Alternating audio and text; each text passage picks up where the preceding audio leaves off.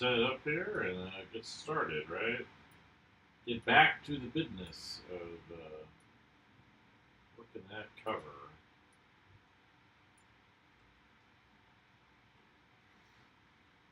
So, let's drop my little comment in here.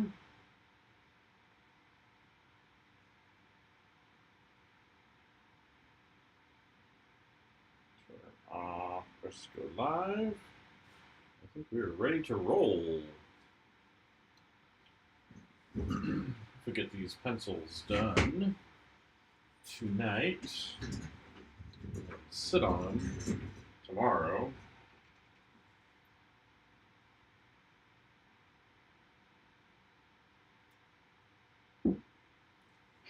Right?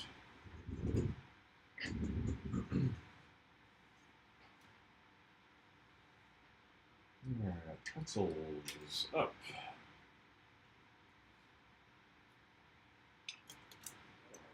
This light's back working. Oops, too dark.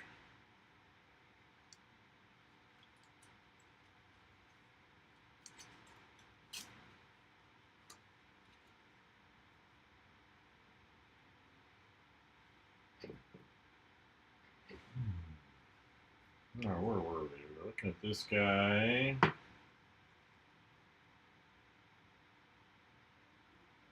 Let me bring that up a little bit here.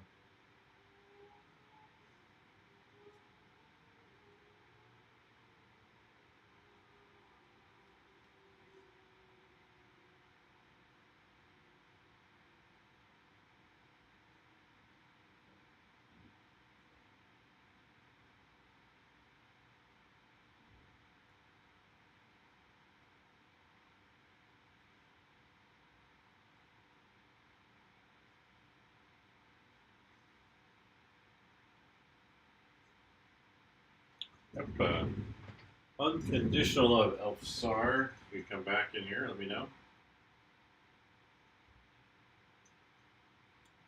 So, let's see.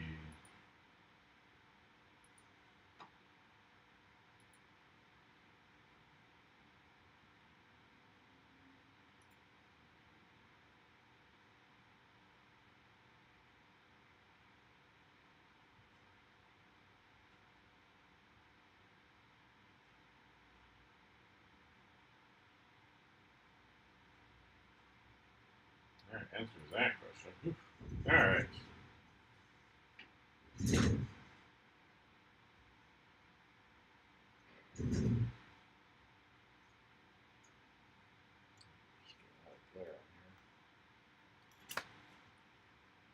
That's better for me. Seems okay for you guys, right?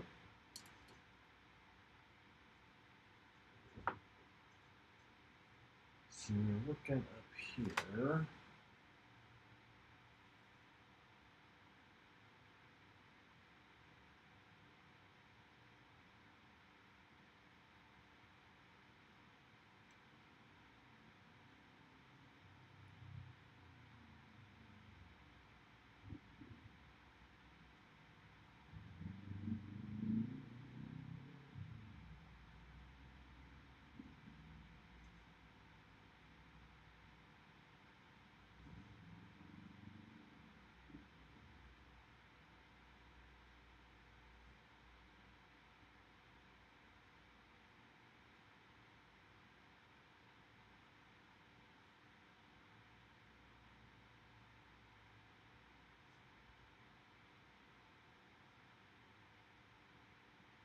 Lock in some of these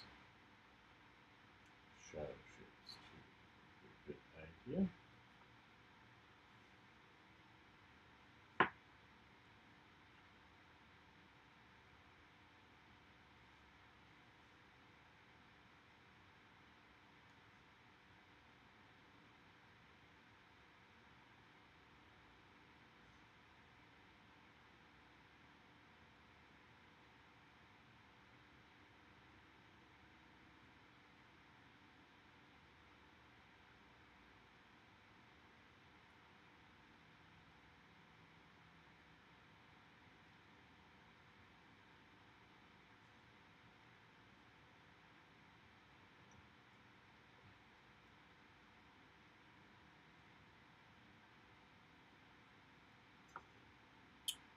Good evening.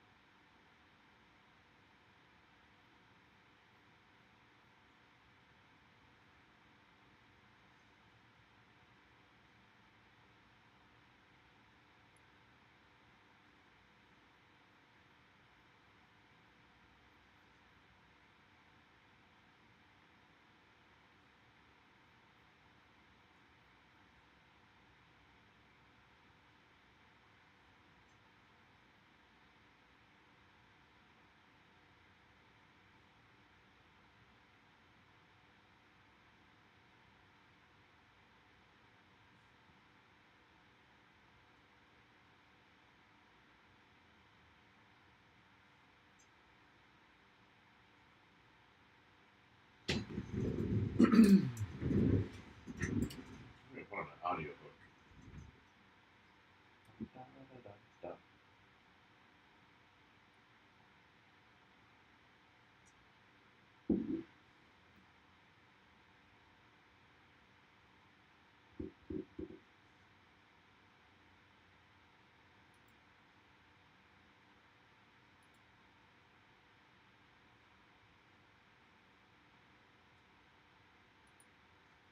That button. I want to get the tab.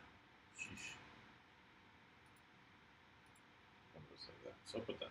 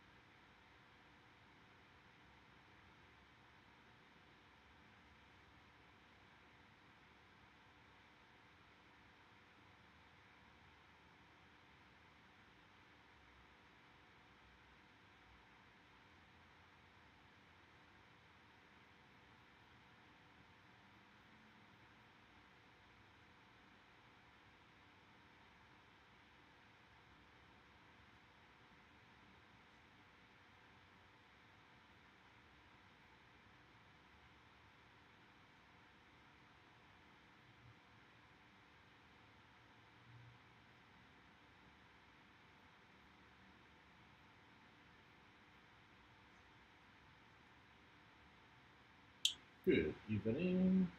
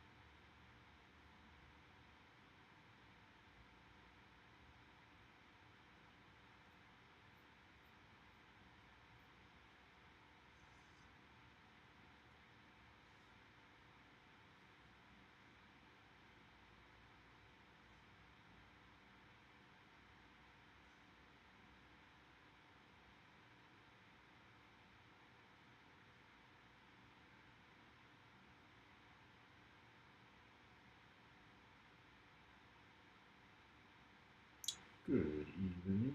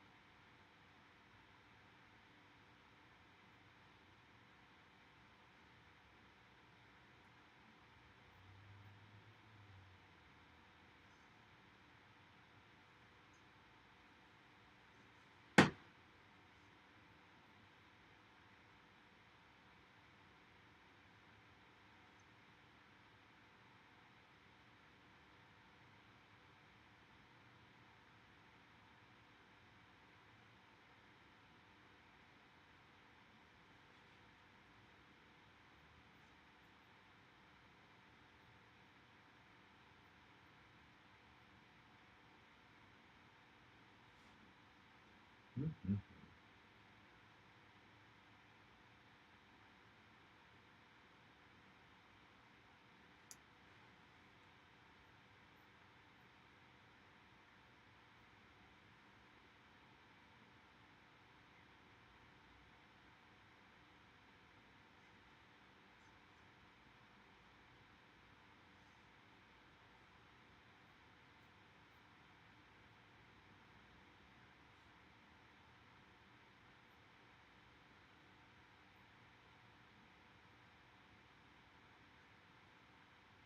Good evening.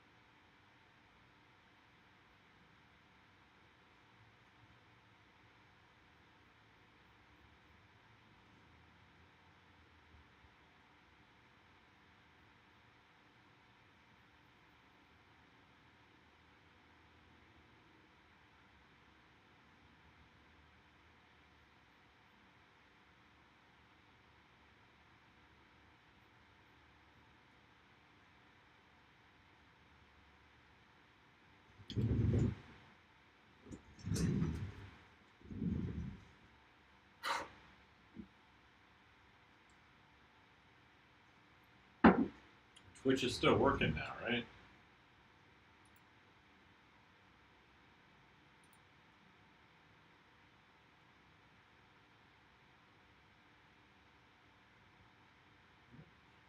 It's working just fine. As are you.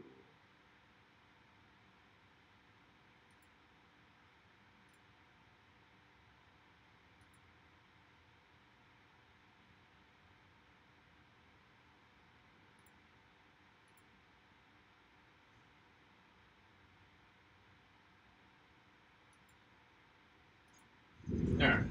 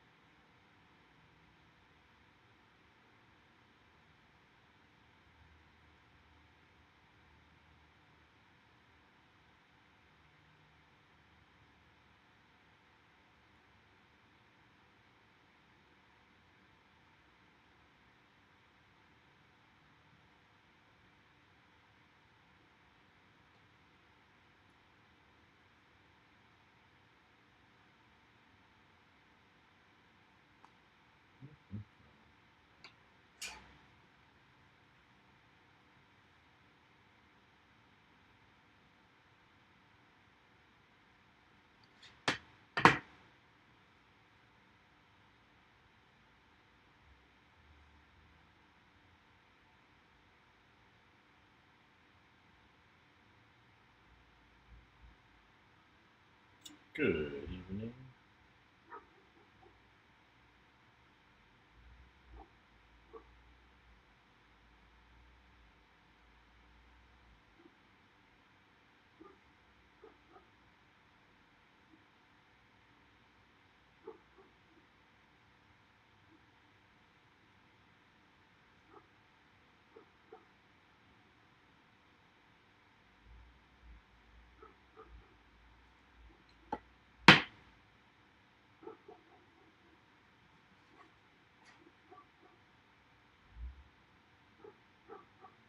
Noisy doggy outside, huh, Bosch?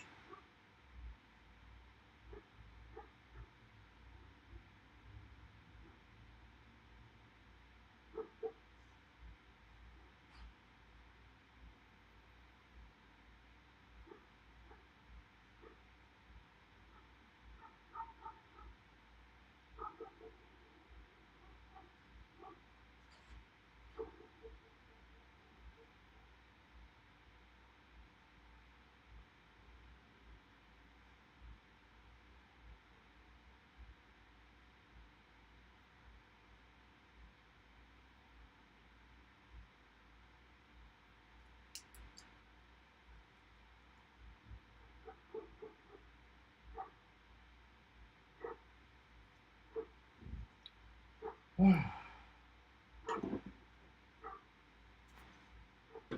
a loud puppy out there, Bosch? Barking down on the street?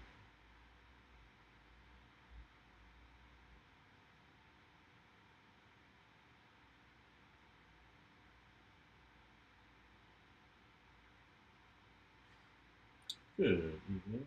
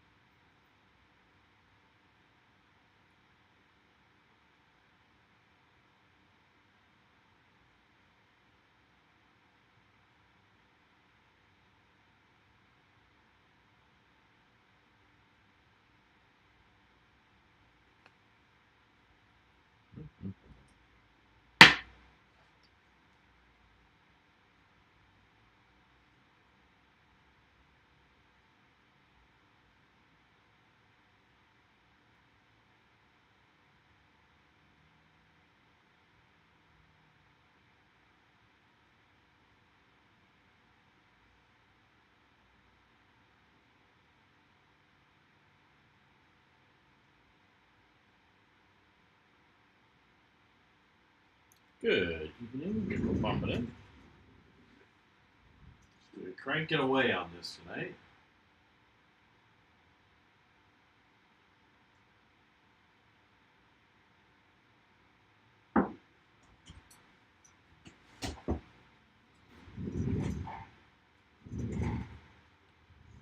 Trying to get this cover number 2 done here.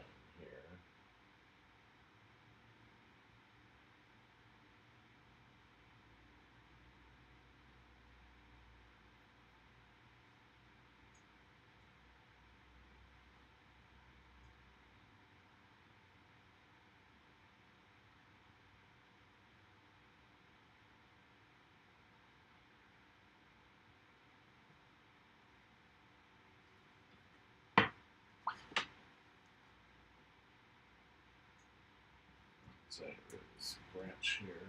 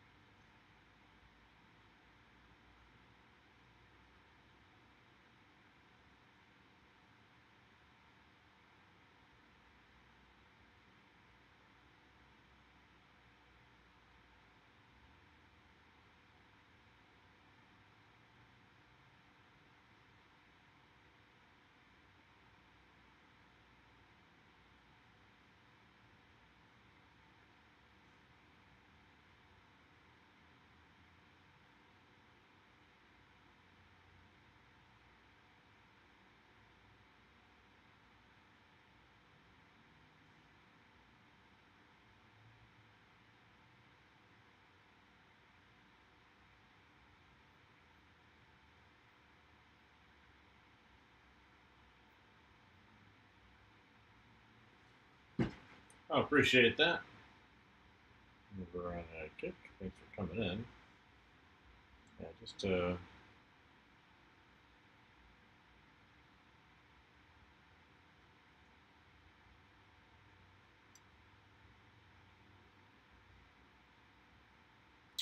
just trying to knock out these covers. I have a little comic project I'm working on, so I don't know if I've regaled you with my little narrative,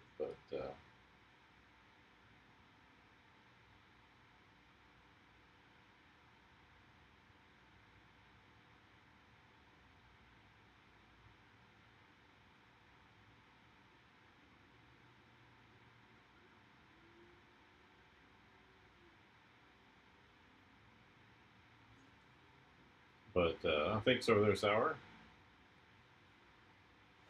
Um, yeah, I've got a little comic pitch I'm working on, so I did some cover roughs over the last week or so, and then finished up a bunch of rough for pages, and then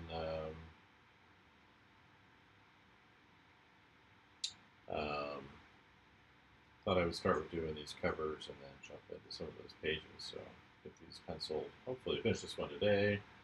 Might be touching up the other one a little bit. Maybe this one eventually as well.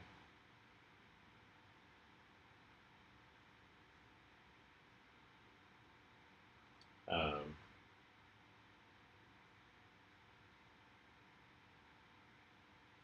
but yeah, so yeah, I'm working on that, and so this is a covers for that little project.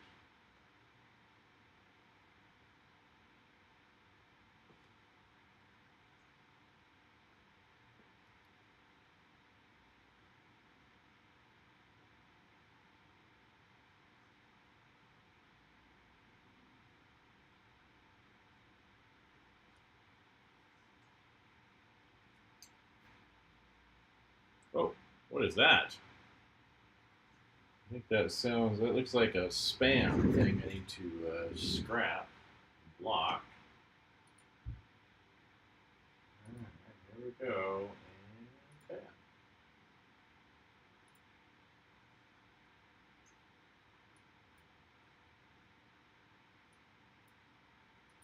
Poof. Yeah, I noticed that.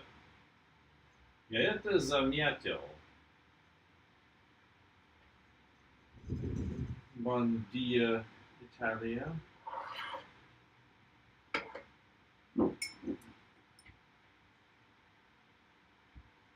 Thanks, your backs.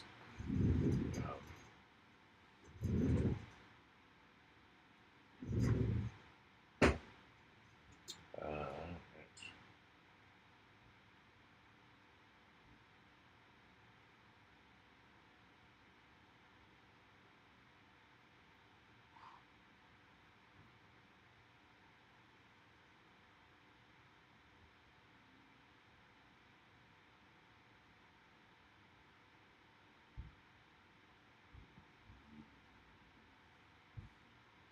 Nikto nie lubić spam.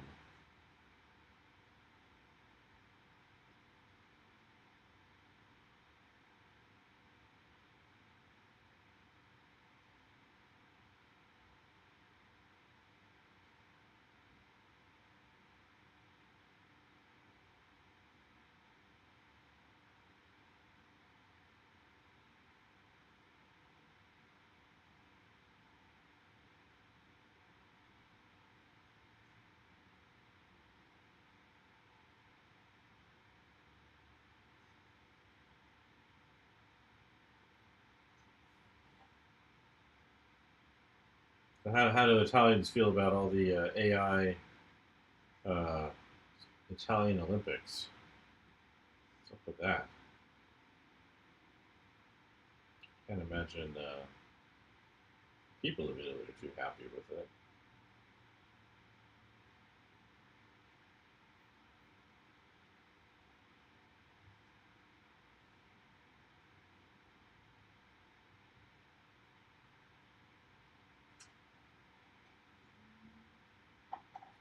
Hey, Puppy, what you doing? Figuring something out?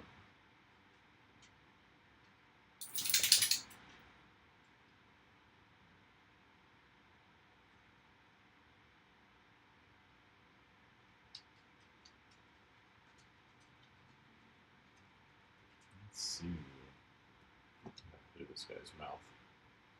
Just try to knock out some of the easy stuff here first.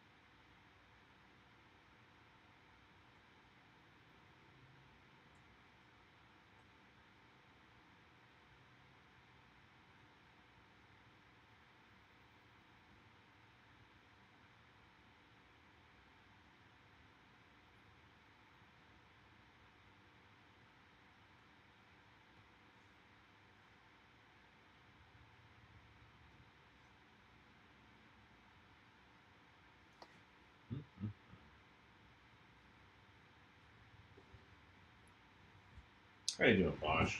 Moved over there, huh?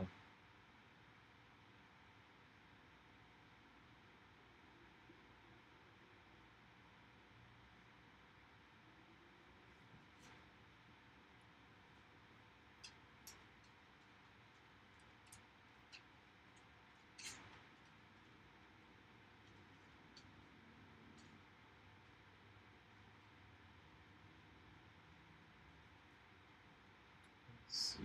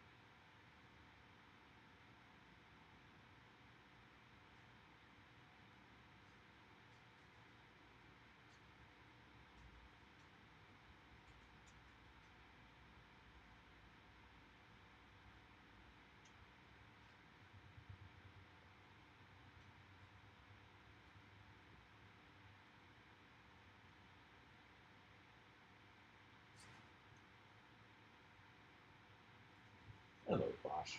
Welcome. Welcome back.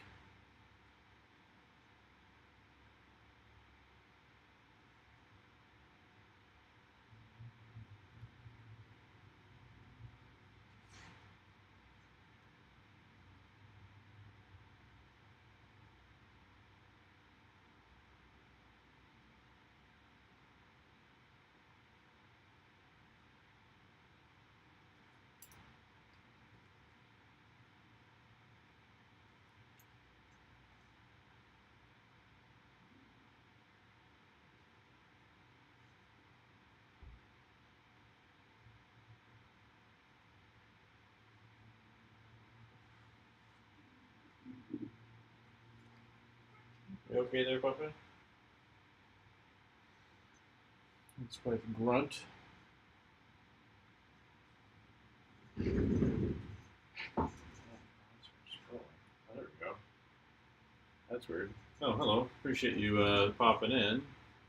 What am I drawing? I'm working on a comic book pitch. So this is a cover. One of the I want to do several of these. So this is one of the.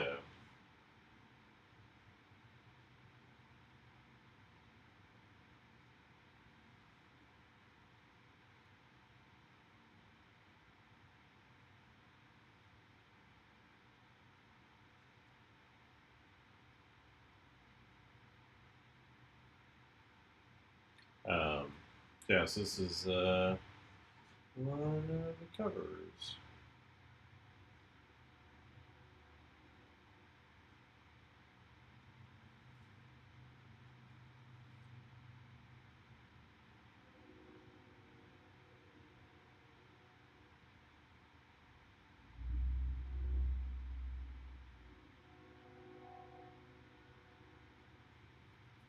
I appreciate that. Um,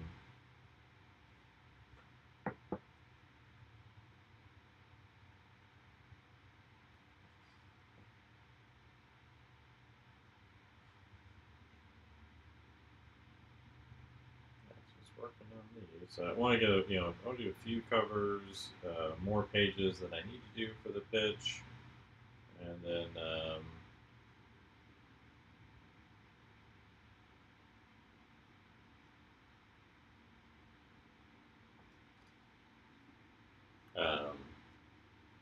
so got a little production list I'm working my way through. Hopefully get this done and out the door.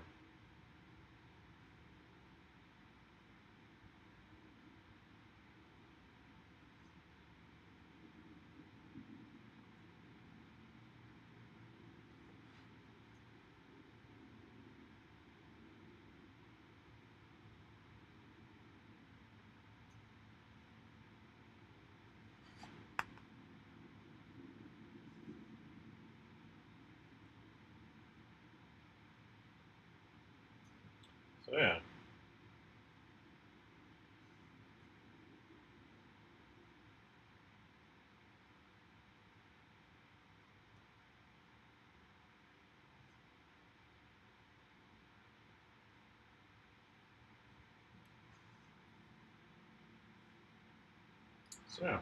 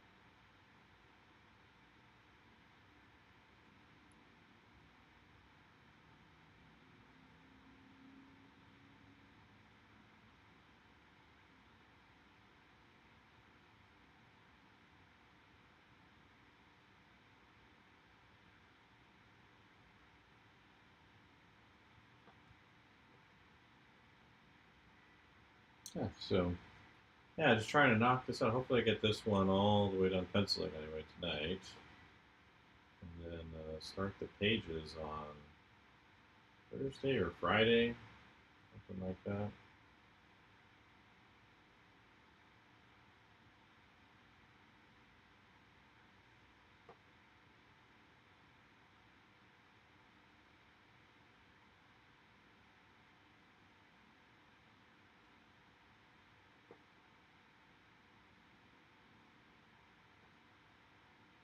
Working on a comic book pitch, so I'm putting together some covers, and this is one of the covers I'm working on.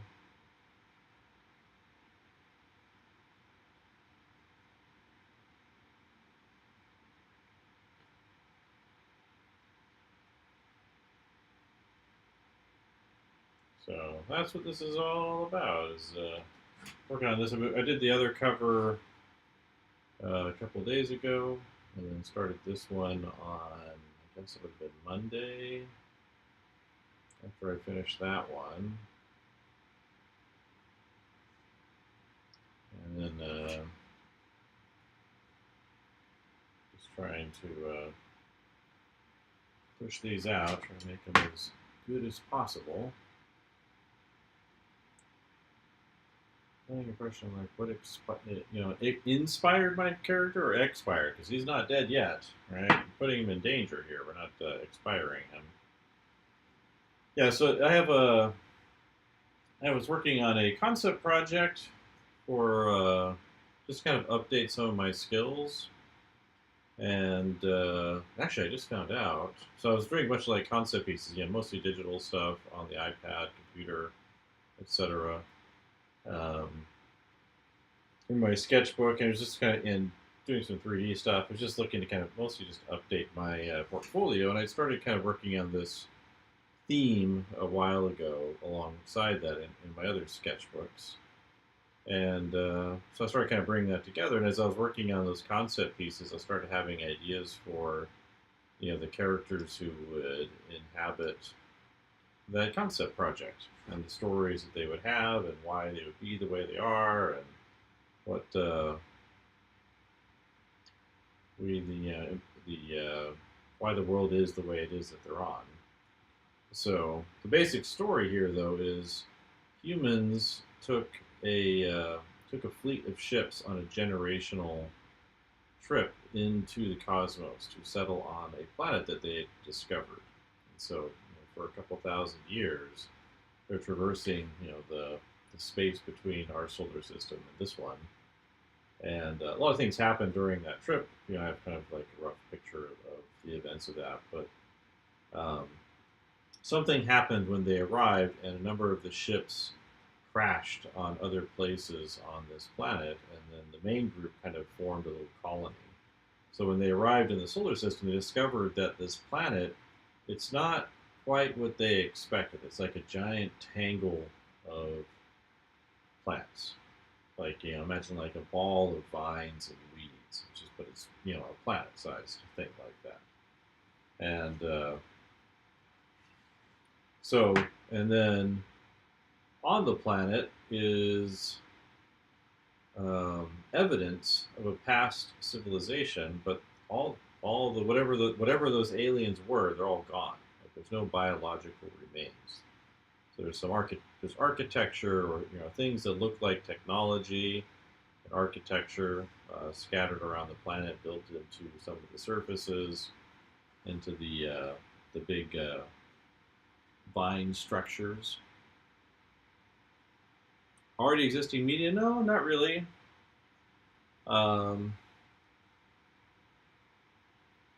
there's probably stuff in there from those things, but that's not what I was. I wasn't thinking about those things at all. Um,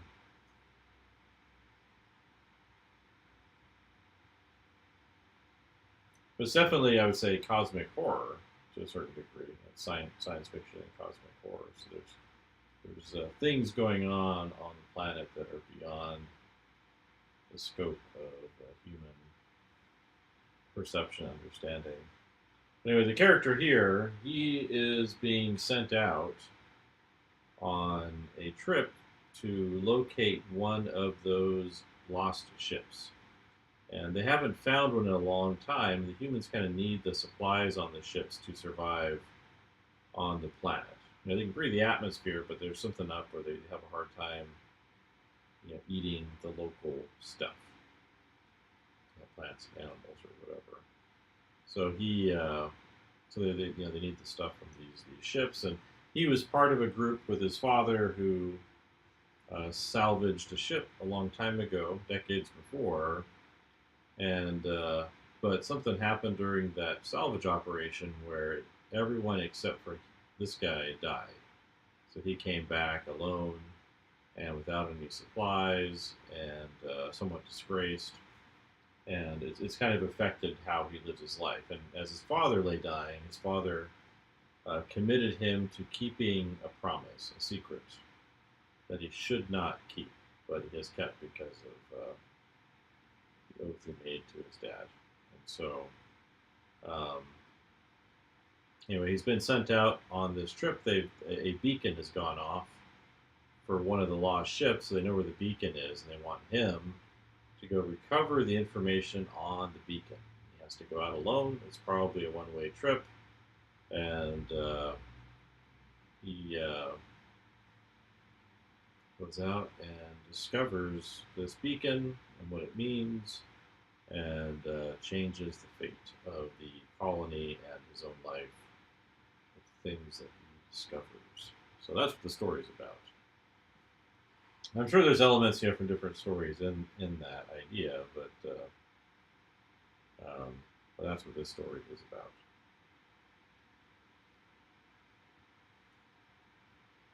So that's my active project. Exciting though, my a couple concept pieces I did for this project, they just got into the science fiction fantasy art annual, Infected by Art, which is a imaginative realism based annual, similar to one called Spectrum.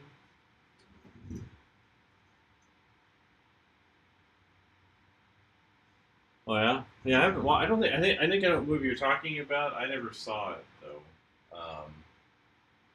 It didn't look very good, and I think the reviews weren't great for it. But I know that one. Let's see.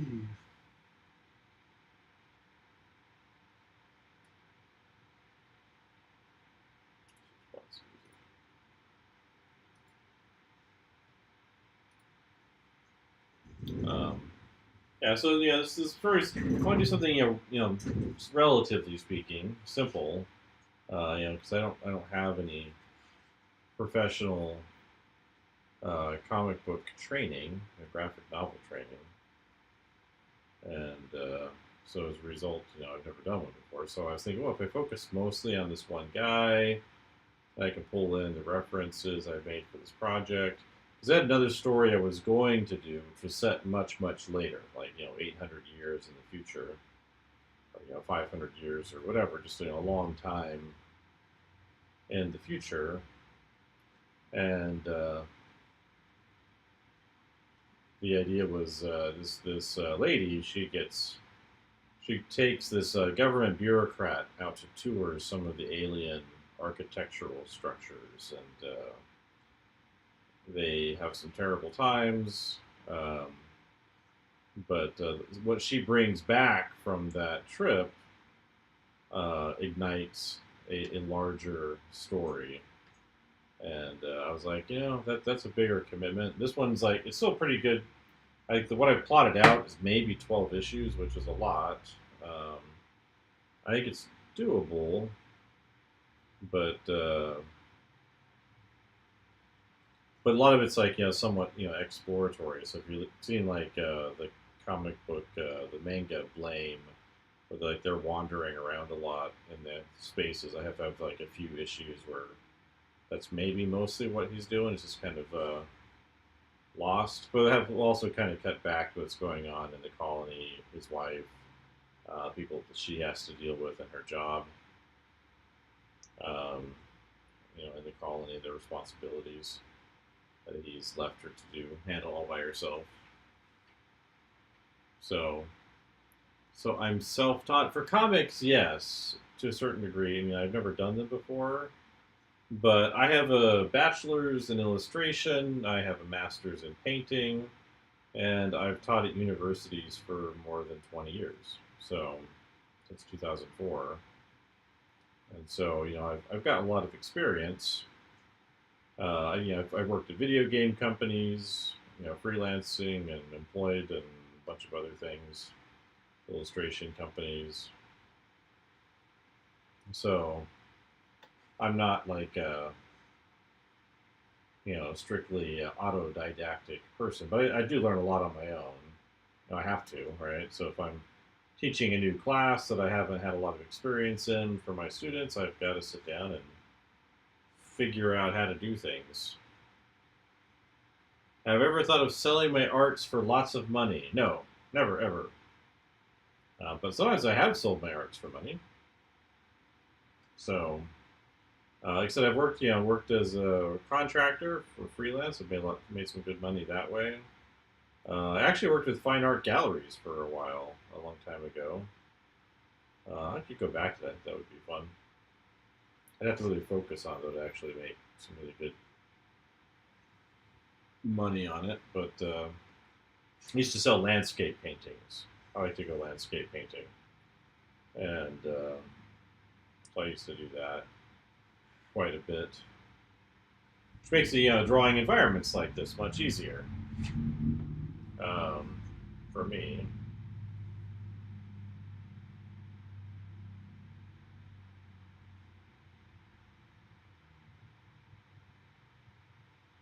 Um, Actually, kind of the way I'm thinking about the environments and things that I do for this, stem from experiences I've had with that. A bunch of kick people in here tonight. That's kind of fun, and they're not advertising bots, which is nice. I feel like half the time I open up Kick, it's like somebody's like, "Hey, come over here to get blah blah blah blah." I'm like, "No, thank you." Yeah, so like I did a little demo of how to do ellipses, like I did over here in the last little session. I should maybe clip that to stick on YouTube or something. But working on a cover, pencils for a cover, and so that's what I am working on here.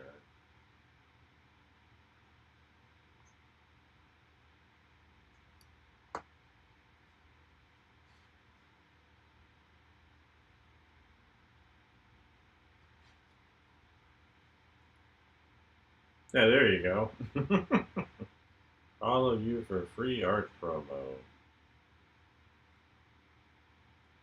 Yeah, get real authentic followers by subscribing to blah blah blah. Like, I don't think that's how you get authentic followers, but I guess it looks neat if you've got a bunch of people who aren't actually there.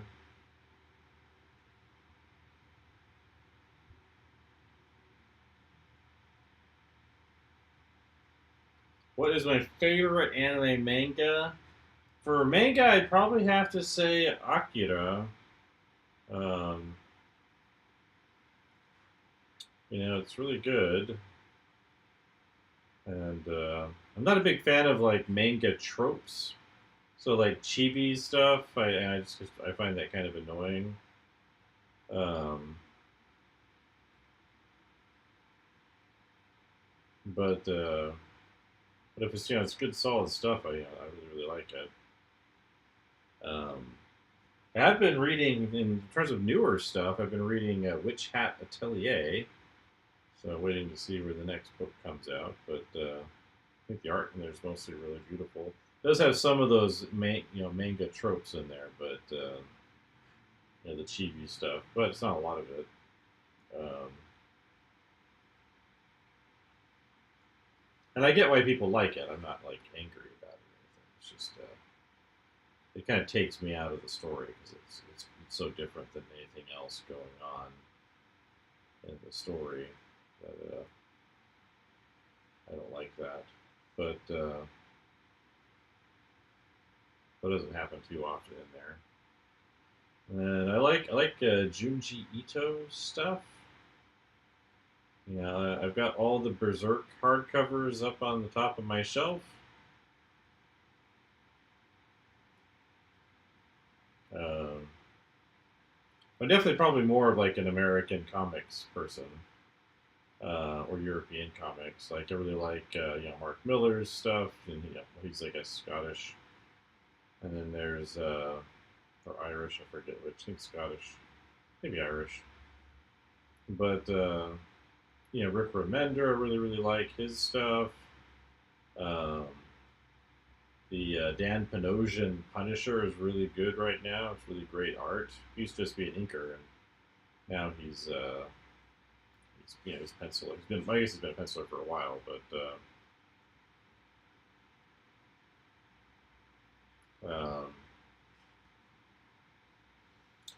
yeah. What else have I been reading in terms of comics? Um, the new Battle Beast is pretty great with Ryan Otley and Robert Kirkman. Picking up the new Kirkman series Skinbreaker. That's been really good with David Finch. I really like this Gehenna series. It was pretty great. It's about a woman whose husband gets murdered by the mob because he breaks up a fight at a nightclub, and then she's getting revenge on all the assassins and everything. And she's kind of like a middle-aged woman who's running around trying to, get her thing dealt with. But yeah, these creatures right here he's dealing with, they're kind of like the size of tigers, maybe a little larger. But basically, they have like snail or slug eyes on the planet. They basically hide under the dirt and kind of wait for prey.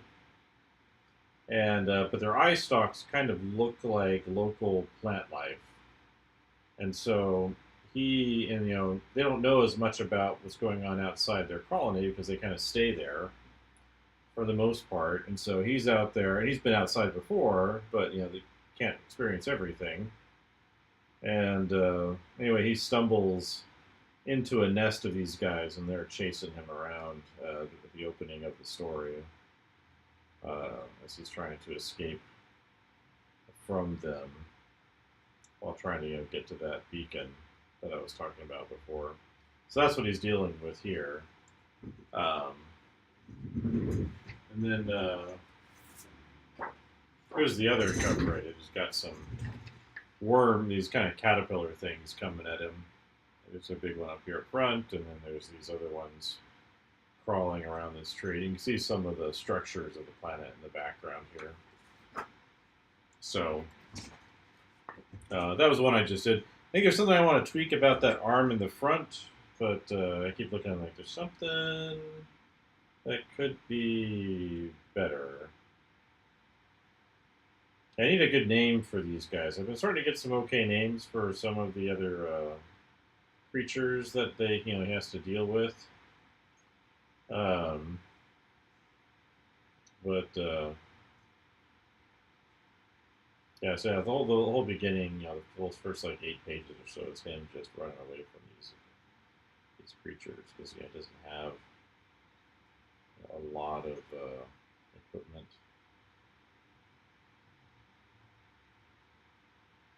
But yeah, so it's those things that I like and I have, and I look. I've been reading through Blame. I have mixed feelings about the art in it. It's like there's not really strong. I like the visual ideas in it. The execution is sometimes a little. It feels like it's unfinished. I don't know if there's like a particular reason for that. Like the artist is like self-taught or not very well trained or something. But it feels like it's like he doesn't really understand human anatomy, and it focuses a lot on energy to kind of hide the structure. How does the underlying red hue get removed later in the process? Well, that's quite simple. In Photoshop or other photo editing software, like I've been using Affinity a lot because it's. I mean, I get Photoshop for free at my university, but I kind of hate Adobe, so I've been using Affinity mostly lately. And with Affinity or any of these applications, there's things called adjustment layers. So at the bottom of the layers palette, there's this thing called adjustment layers. If you use Procreate, Procreate sort of they have like adjustment effects that you can do that are similar, but it's not, it's destructive. It gets rid of whatever was there. So in adjustment layers, you can do things like levels and curves, but it kind of does it on a layer above your image. So it's non-destructive, and it keeps your image intact. Um, and so one of them is called black and white. And in that, there are sliders for different colors. So historically, you would do the drawing in blue, right? There's non-photo repro blue. So like basically what happened is if you put that on a photocopy machine or any kind of a replication machine for copying artwork, it wouldn't the blue would disappear and just leave the black or the gray behind. And so people use that non-photo blue. You can still buy it. Like I've got a pack of non-photo blue pencils around. Um, but now it doesn't really matter what color you use. It should be something distinct from whatever the final colors you are using. So like if I'm using this graphite pencil on here, I want something that's definitely going to be very, very different from the graphite, but I can use whatever color I want. So I like red just because I like the energy in red. Um, but yeah, so the black and white adjustment layer, you basically switch to black and white. It turns everything black and white. So it turns the grays to black and white. It turns the reds to black and white. And then there's a slider for red. And you kind of push the red down, and it gets rid of all of the red in the picture, and it just leaves behind whatever else is there. So like the grid here, this grid is for a comic book page, so it's a 9-panel grid, 1, 2, 3, 4, 5, 6, 7, 8, 9, or you can do halves with it. That's what those straight lines are for on it. So comic book paper I made for myself. I've thought about selling it, making the print files available to people. So I found like a lot of like the free stuff that's out there for comic book paper is just like it's not very accurate. I've made versions that are smaller and thumbnail size of it, but yeah, so it's just using an adjustment layer called black and white, and that turns everything black and white, and then you can kind of remove color. So I could do blue or red or purple or probably not yellow because it's hard to see. Um, but any color I wanted, you can draw with. So carmine or green or any of those are fine. So it doesn't really matter what color you use anymore. So you can use red. And I like, I think I like red just because it's kind of the color of life. It's the color of blood, and I think it has a lot of kind of energy in it that I like.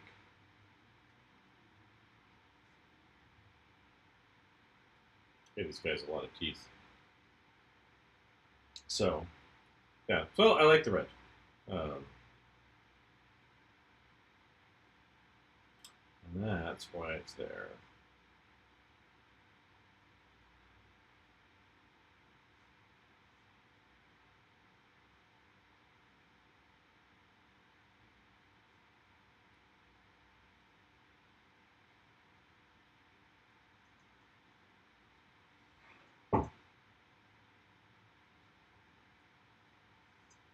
Wait, I wanted him kind of coming at us, so like his shoulders over here, but I think I didn't quite do it right. And then part of it's like his hood is over there, so I'm wondering if it needs to be adjusted. I've done it before where I've had to adjust things, but like over the last time drawing I did kind of a similar thing. But I think before people worry about his head size being too large. Um, but maybe I need to like just make the legs smaller. That way it feels like it falls away more.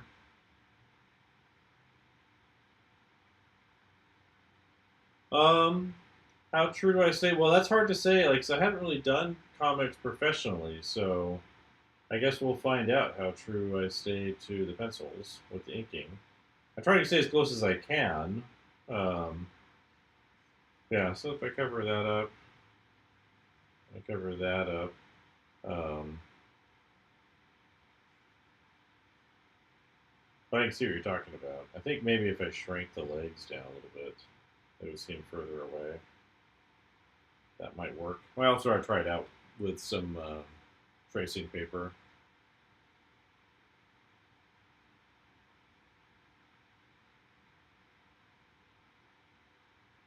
Well, he's about to swing it at them. Um,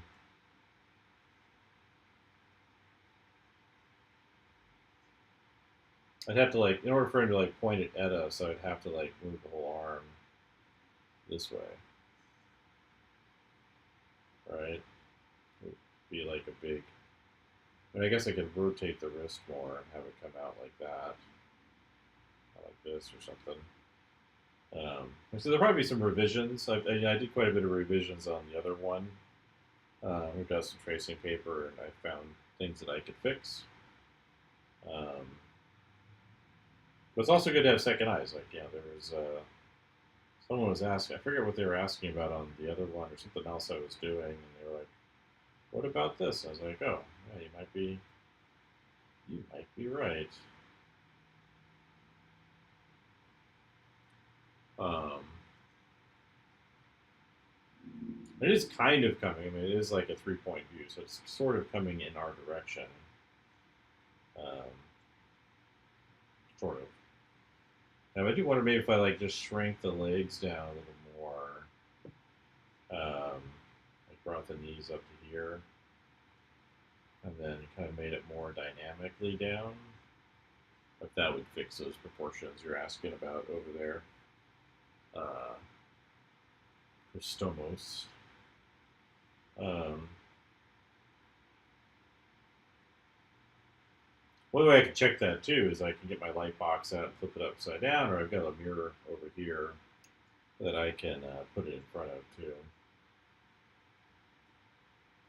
Another reason I want to do comics, the comic book thing too, is mostly in my background as far as like professional work. I mostly designed environments, architecture, creatures, equipment, vehicles.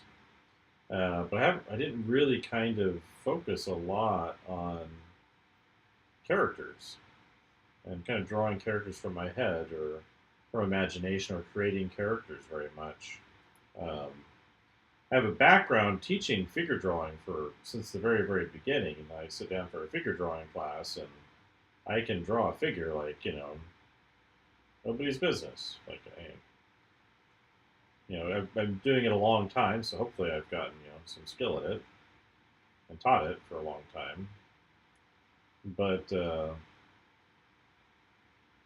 um, so it's not so much to brag. It's just like it's just something I've done a lot of. But I had never really focused on like drawing expressions and inventing characters and costumes and outfits and things like that. Rotate on its axis. Well, the thing is, like, in order for it to point, it's like his hand is angled this way. So if I rotated his wrist, so it's yeah, it is this wrist. If I had to rotate that around, I'd have to like, you know, the other way around. But hard to do it from this angle.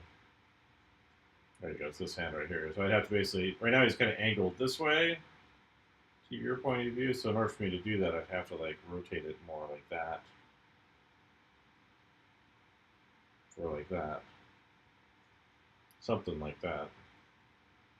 But something to consider, I think, definitely things that are kind of pushing out at the viewer can be more dynamic.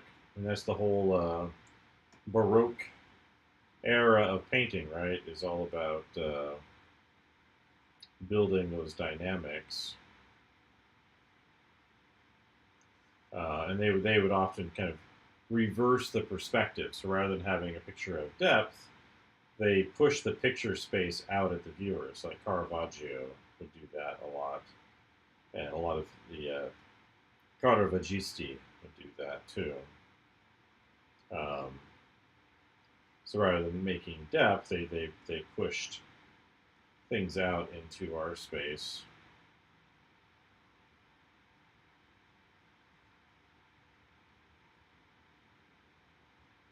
Um, which can add a lot of dynamics to things. Um,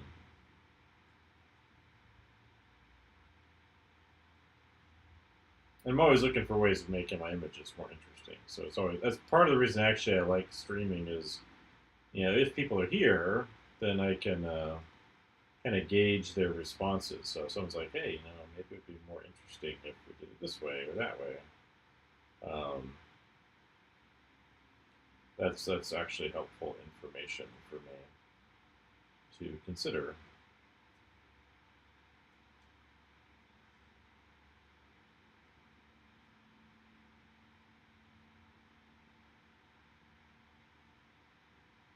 Yeah. So again, sort of like to rotate it, mean like, or maybe you mean like this, like to have it pointed this way, so it's more narrow. Is that what you're talking about? Maybe. I mean, I guess it might actually be better to even rotate it like this, right? Because that way, you know, we'd be doing that. Is that what you mean?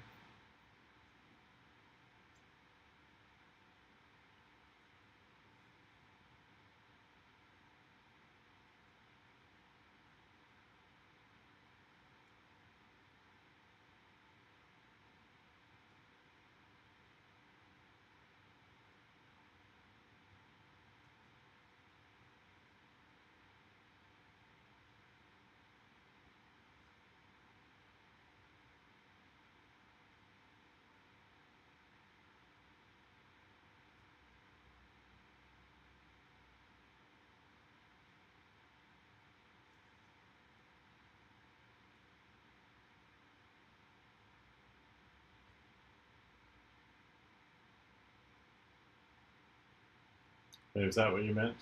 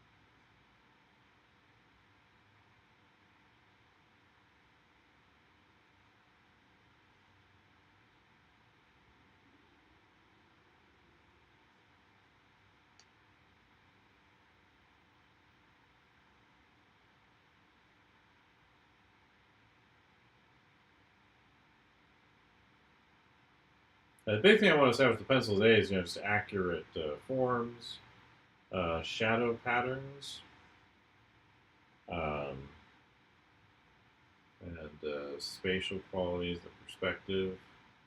I might follow the lines, some certain areas of the lines more precisely than others, but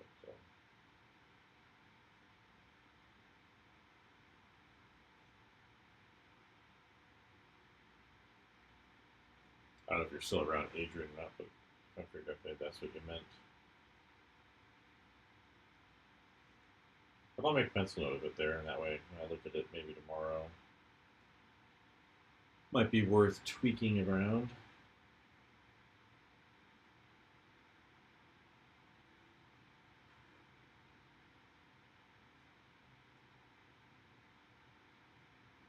Well, maybe I just like shrinking the legs down might work better.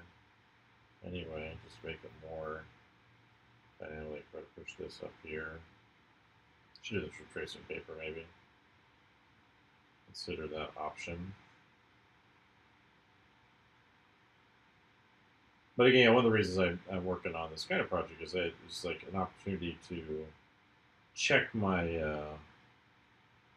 skills. They're not perfect, I'm not expecting it to be 100% perfect. But if I can get storytelling down, I can get the figures to be interesting and dynamic.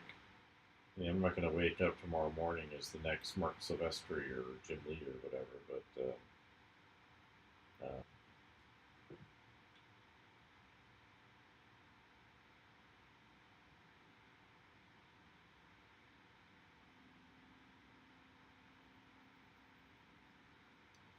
shadows.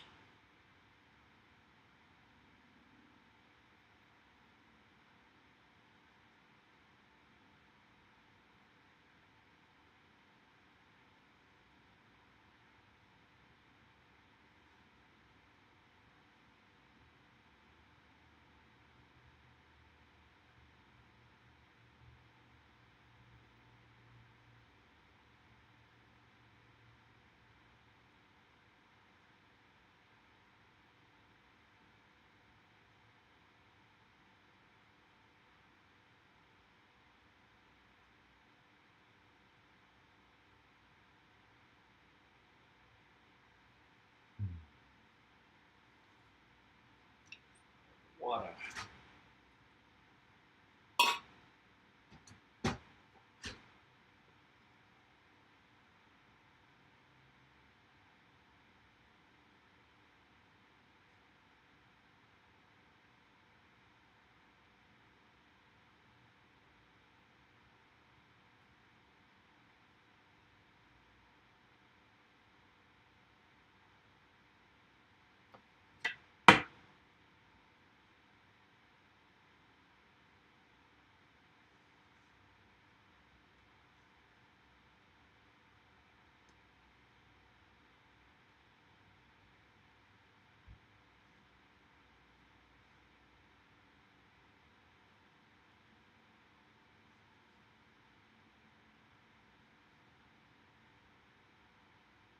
Good evening, Dr. Matesi.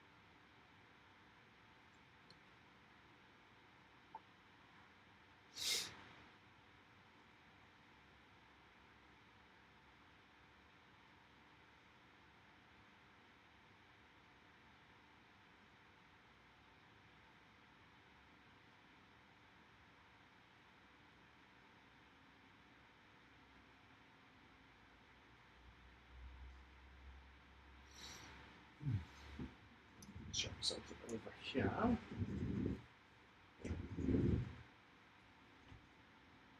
Good evening.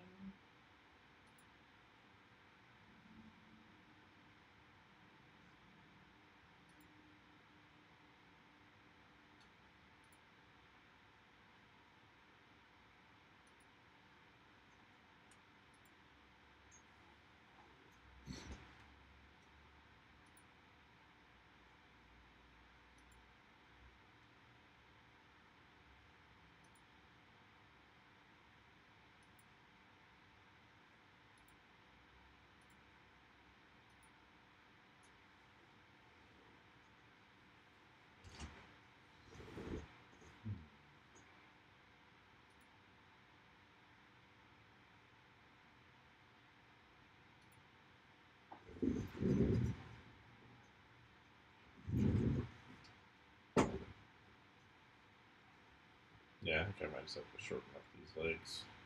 I'll pull out some tracing paper to figure that out.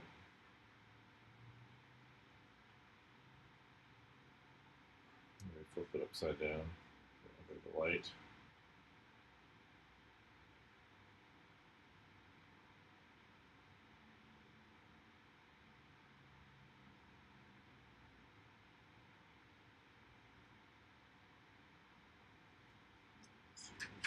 Pencil here.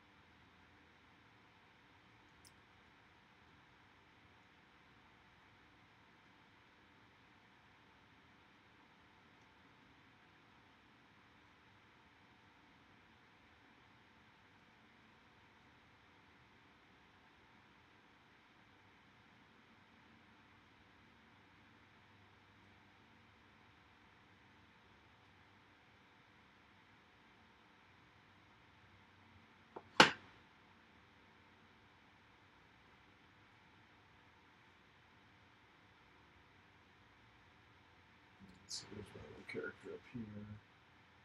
So I have that thing. Pretty accurate.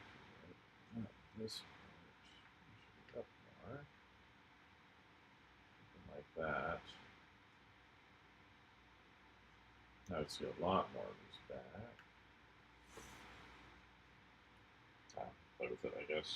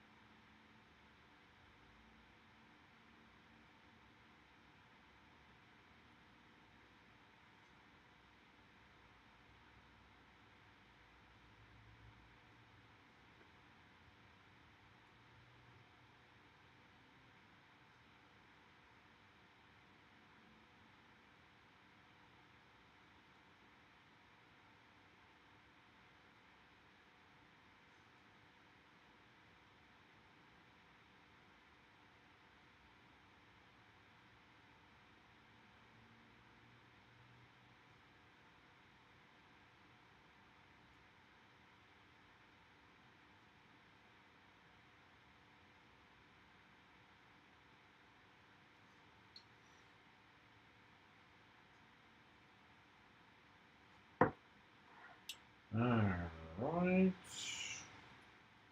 Guess I'll get the tracing paper out and check out this leg. It needs to be redrawn.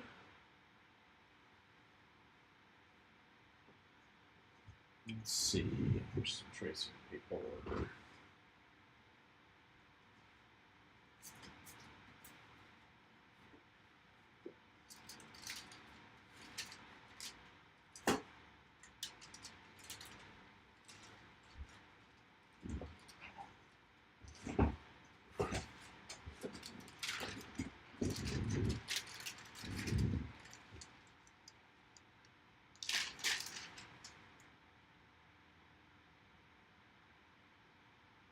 I think we're going to get the light box. I'll flip it upside down, see what I see. Right, Bosch? Yeah.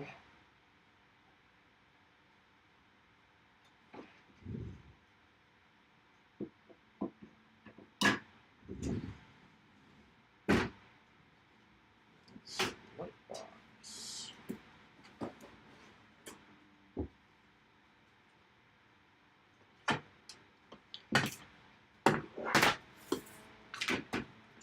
There. Stick my bridge elsewhere. What I'm going to do is turn this on. This upside down. Check it. Oh, thanks. Yeah, I got a couple of them into the that show. I was not show, but the book that I was mentioning. Turn that off. There we go. So I can see it's going. Oh, why is it? I thought it was my hand pressure. All right, it's loose. It's going to give it a seizure.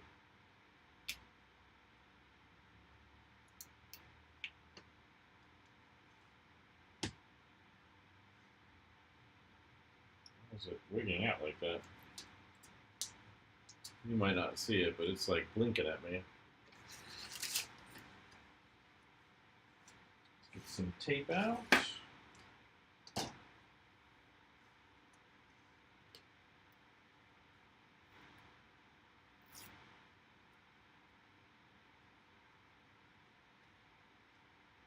Let's see, I went to your website and looked at the background. Digital paintings look great. Figure painting of life models. Yeah, so I think that all the stuff there is probably from life. I've taught figure drawing and stuff for a very long time. Why is this thing winking at me? Maybe the cable got loose in the back or something. I don't know if they get down there and check that out. But yeah, I've taught digital painting and even digital life painting before.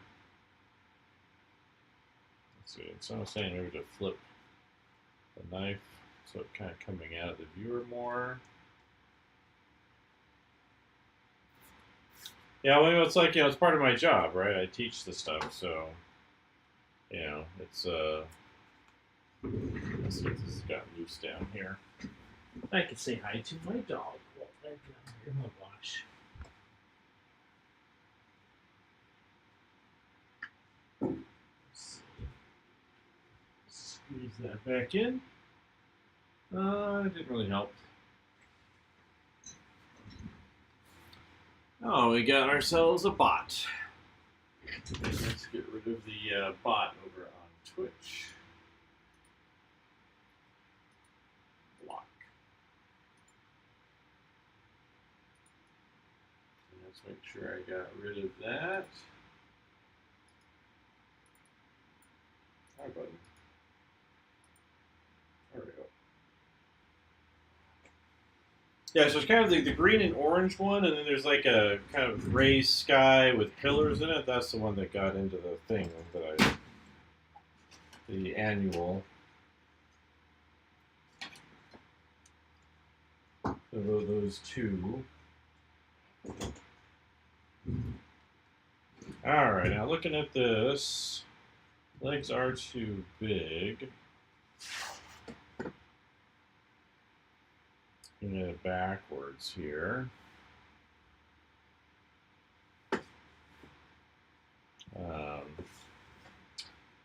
think maybe, let's see, so I don't mind redrawing things.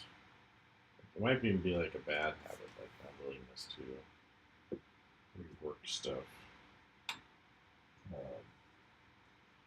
Like usually people, the problem is, people are unwilling to fix things. I think sometimes I'm too willing. I don't know why this is blinking at me. I haven't seen this problem before. Where's the tape edge go? So it worked to have these little mannequins. I felt like the pose was working okay with them, but it looks wrong. It looks wrong, right?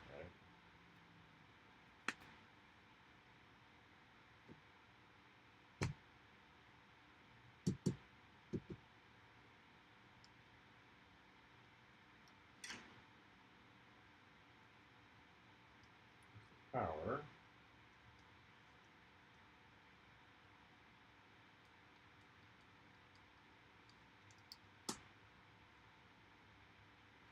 All right, so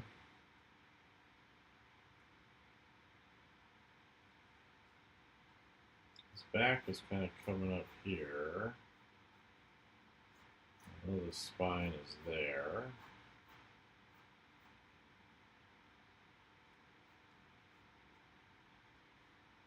Probably a little bit dark for you guys, but I turn it up to, well, this is okay being brighter, I guess, but if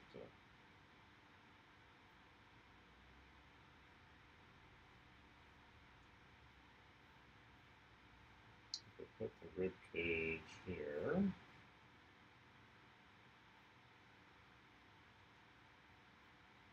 head there.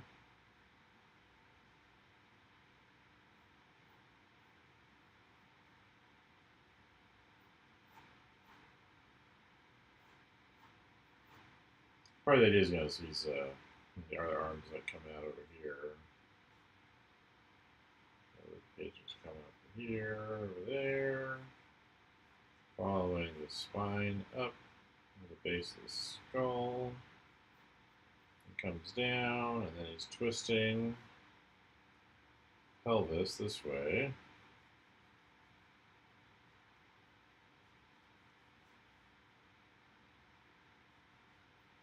It could just be that the thighs are too long, like maybe they need to go to like here and go down. There's the knee. And get much smaller as they go down. I have in the past, I've thought about reopening it. I have a teaching site where I have like tutorials and things. And I can set up, stuff to work with people. I just haven't done it in a while. Um, so I think, if I had some people that wanted to do it, I'd probably be open to it.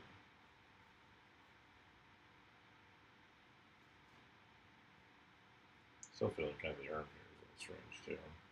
That's there. Going that way. So I have taught, like independently online before too, like doing mentorships and things, helping people work on projects. Um,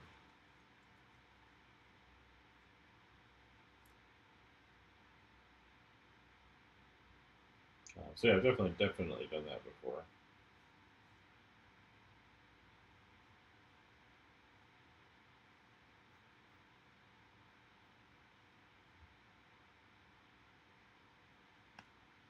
How do I feel about that?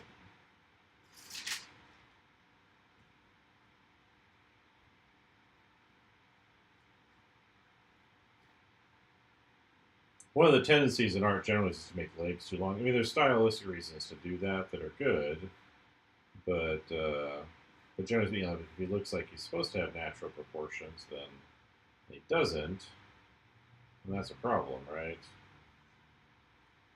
Or classically natural or whatever.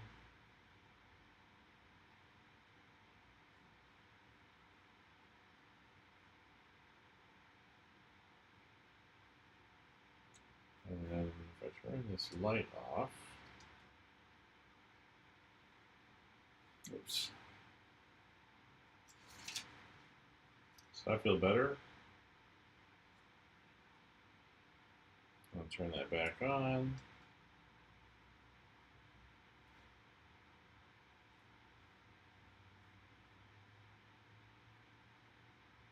So the rest of the stuff on the bottom is easy to fix up. I have to redraw the shoes and things, but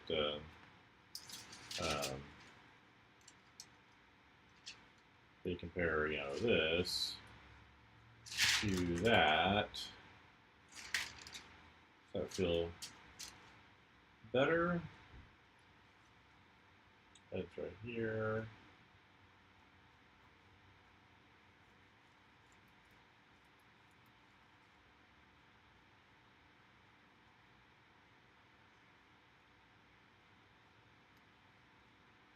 I'm supposed to be kind of looking down on his head a bit too.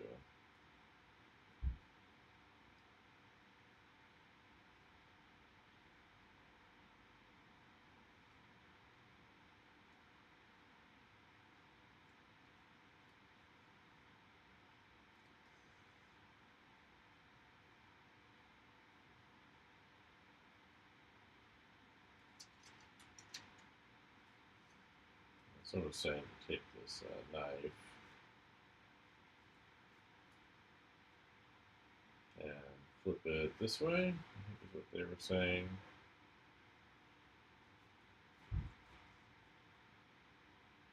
Something like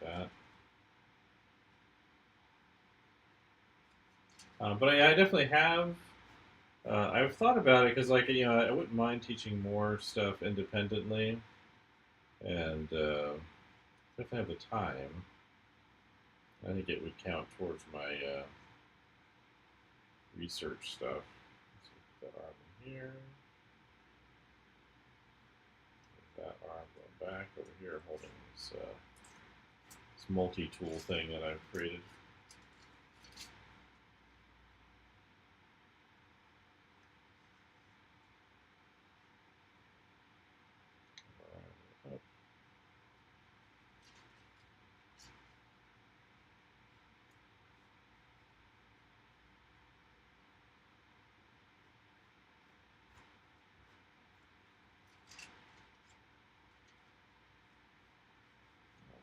Cage comes up a little bit.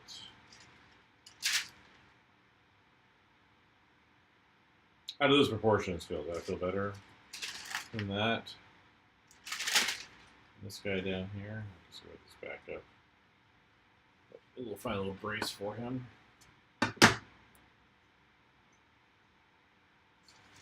So this, longer legs here.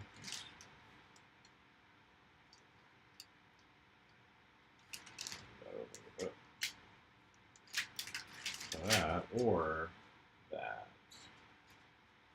I feel like this feels better.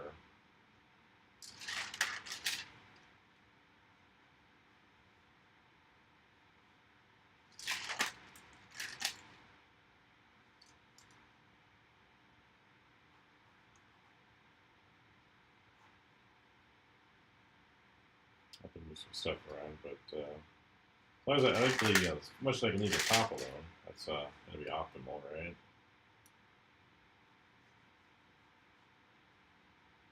So deltoid comes there and over there. Let's stretch at the bottom, compressed at the top, wrapped around over here on the front, coming into the arm over there behind the triceps, wrap that around the olecranon of your ulna. And that comes over there, and here's your brachioradialis.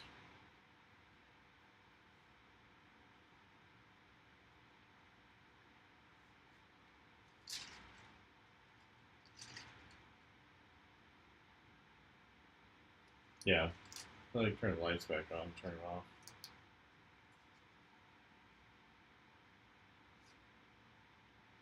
But he's like, here's where the knees were before.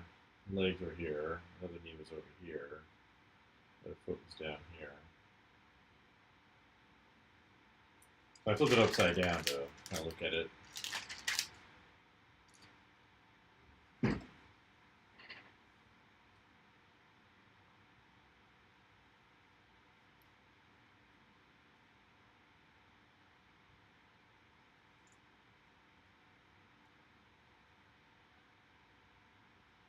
There's the anterior superior iliac spine. Wraps around the hips.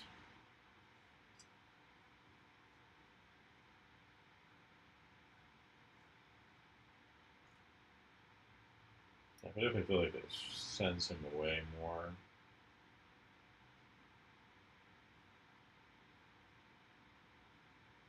So if I had a life model of me who could pose like this, I have no problems doing this. I did take some reference, but it's both myself, and it's kind of awkward to do that.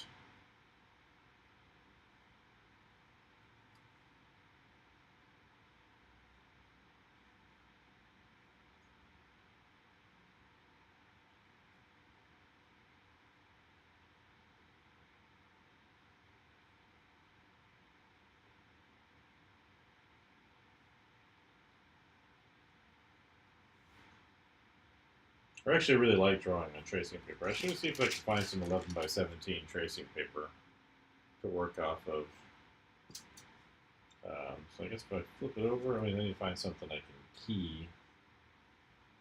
Let's see, I need something I can base it off of. How about this guy here? When I flip it over, I have shapes that aren't going to move. That I can rely on. Oops, wrong side. Alright, that should be enough. So I guess we can flip it over. Pull this off. Tip off of here. The light's on anymore.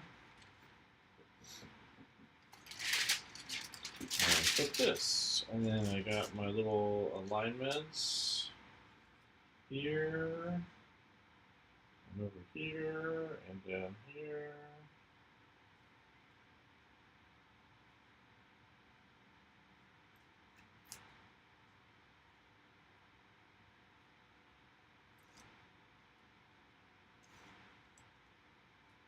Let's put that on the light.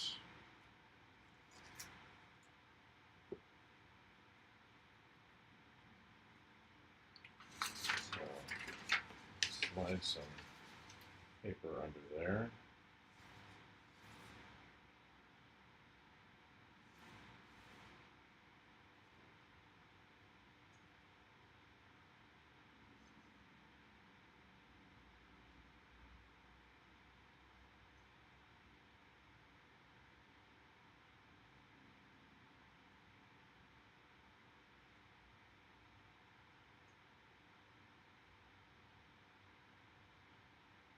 Yeah, it's trying to change the size of the character. Yeah, it's like I like the his position in the page. So I think as long as like his foot can fall behind this log over here, that kind of sets him back. He still falls behind this guy and this guy mostly, so that the knee comes forward here, but doesn't go all the way behind him anymore. Which it's not that big of a deal, I think, over there. Yeah, I could have like a plant coming up or something here, just to kind of push it back. Might be the kind of thing I might do there. But it's got to be internally consistent, right? Maybe this box needs to twist just a little bit more this way.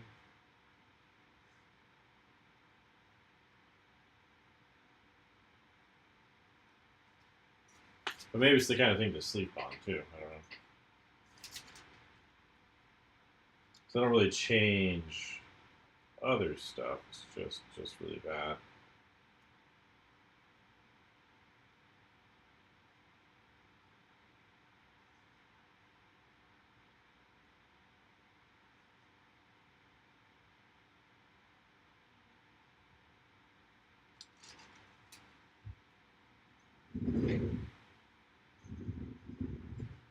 so I think I feel better about that.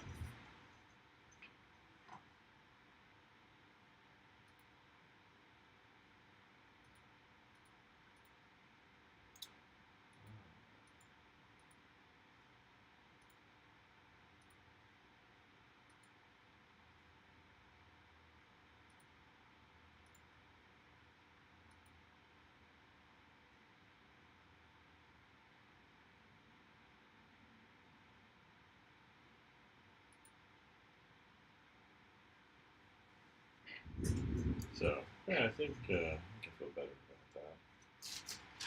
I was starting to think about it, like, something felt compressed up here. I was like, I was like, my brain's like, well, I don't want to change it, but it's wrong. It needs to be changed. That's what the pencil phase is for, right? It's not to make a pretty drawing. It's to get the right drawing you need. So ink it works really well.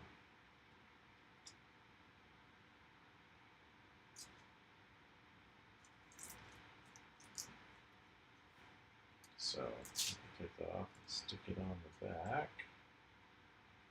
Erase what I need to erase the whole lower half here. And trace that off onto it.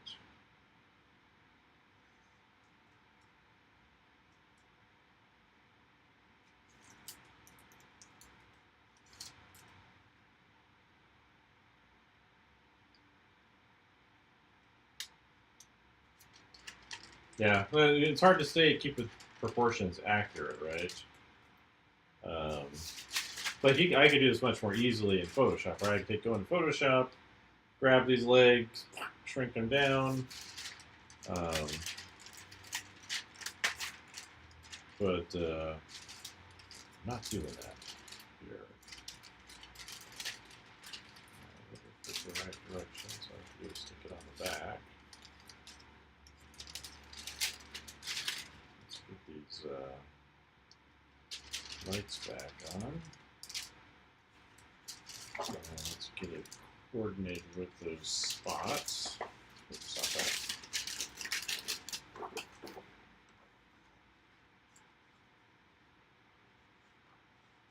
I need you to be right there. You to be right there.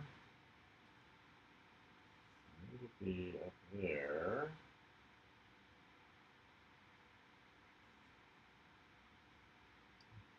That's all the pieces, right? Fits nice and snug.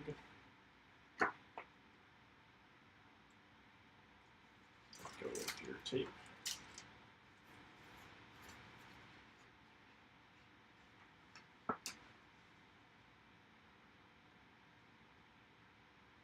So it goes there.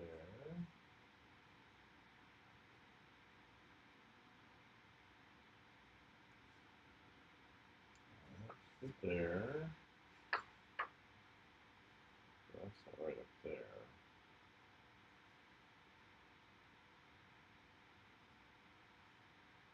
That's much better.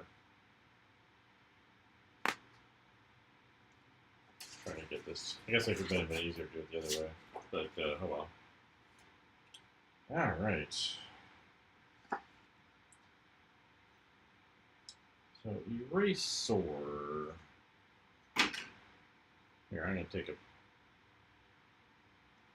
little screenshot of it here, just so I have the. All right, here we go. And here we go. The by legs, right?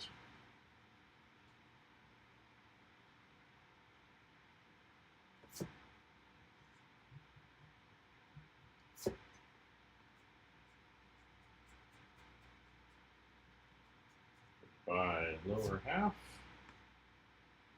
That thing back there. The world without undo, right? How scary is that?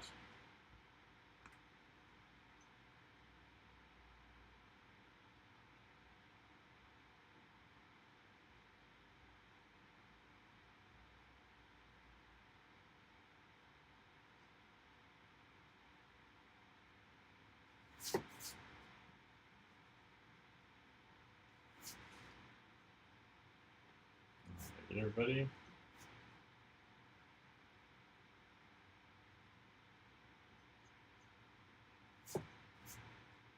Poof.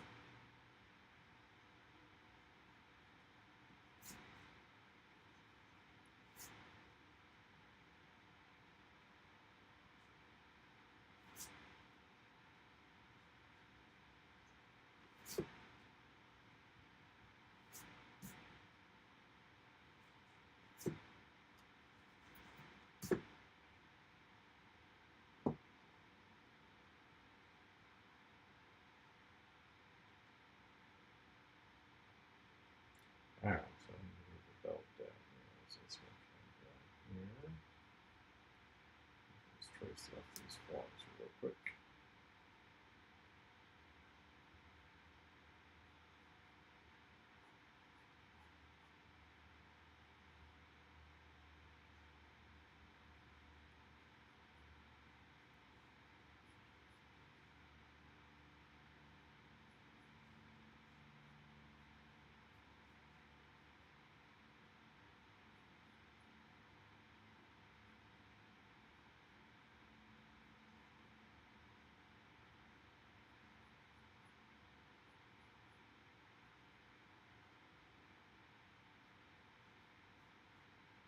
Actually, the paper here is surprisingly forgiving. It's a printer paper I'm using a pencil on. I think it was recommended. I originally saw it, I think, by Jake Parker. And I think he likes to ink on it, but I think he uses markers. It doesn't really do, I think, the ink stuff all that well. But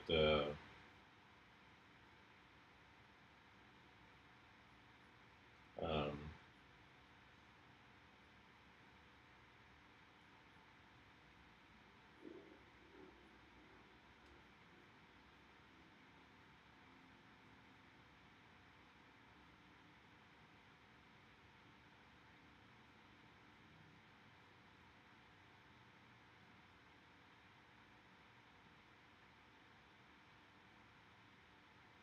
I might erase some more up here too, just a bit. Just redraw those folds anyway. Might as well put the rib cage in the right spot so I can mark off the lats over here. We've got our other parts going on here too.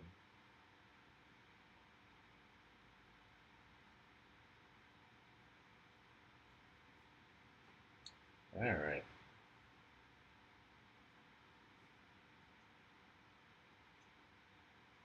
Yeah, I mean, digital is really helpful. Um, I have a whole, like, I don't know if I've talked to you about it, but I have this whole kind of theory on one of the problems that digital has caused. Um, I mean, I changed this head size too. Shrink these arms a little bit. Forward just a bit more. But I have this kind of idea in my head that digital, the overuse of it. So, like, I've done digital stuff since I was in college. I didn't have any. We had one class on digital illustration, but it wasn't emphasized back then the way it is now. My professors had very, very limited experience with digital programs.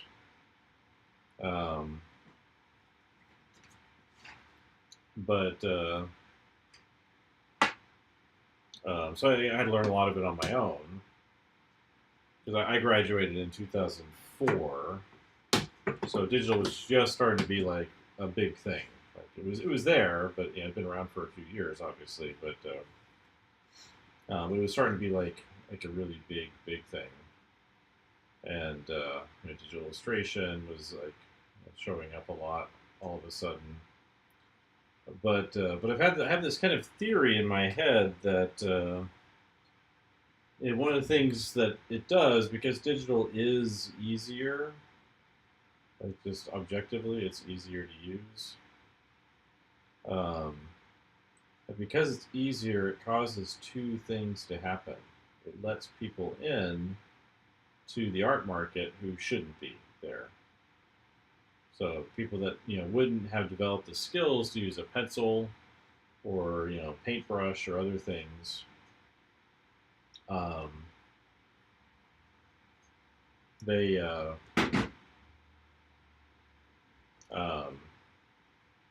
guess I'll shrink these legs down even more as they go back. Huh? But they because it's easier to use, it's easier for the people to get in, right? Get into doing professional arts, um, whatever those are, game making games or concept art or illustration or whatever. Um, um, and then so it does that, has that effect. So that might explain why so much media is just like not that great. All these major studios producing all these flops and all this because they rely on digital media so much for everything they do. Like they'll fix it in post, right? You hear that all the time, where they believe they can kind of shoot stuff with their cameras and then kind of fix it later. And that's true of all kinds of digital work, whether it's digital painting or photography or whatever. And so the other effect it has is because digital is easier to use, because of that, it's less challenging, and so the greater minds, the people that would be really really amazing, they don't get the intellectual growth they would experience through using uh, analog media. I don't like the word traditional media just because I think it implies that it's kind of out of date, which I don't think it is. We haven't really seen. Also, just that it's not used as much. I don't think there's really strong evidence like it shouldn't be or isn't or whatever. But I'm kind of wondering about that because one of the things that they found through studies is that haptic experience, so that the varieties of touch, physical touch you have with a surface, make a difference for your cognitive development. It's like with music. So music has gotten to be very bland over time. So like newer music tends to be less complicated musically, tonally, etc. Modern music. So your Taylor Swifts and whatnot. I don't know that many modern musicians, but a lot of that stuff tends to be uh, musically very very basic. Um, and so because of that, you're getting less variety of sounds into your ears and into your brain, and so you don't develop that same kind of intelligence you would by listening to something um, more complicated, more layers and more depth, more variety. And then I think it's true with a lot of digital media, so whether that's digital painting or sculpting or whatever. It's not that these things aren't helpful and necessary, but I'm wondering if the over emphasis on them has caused a whole generation of artists to be less than they could be because they rely on it so much. Um,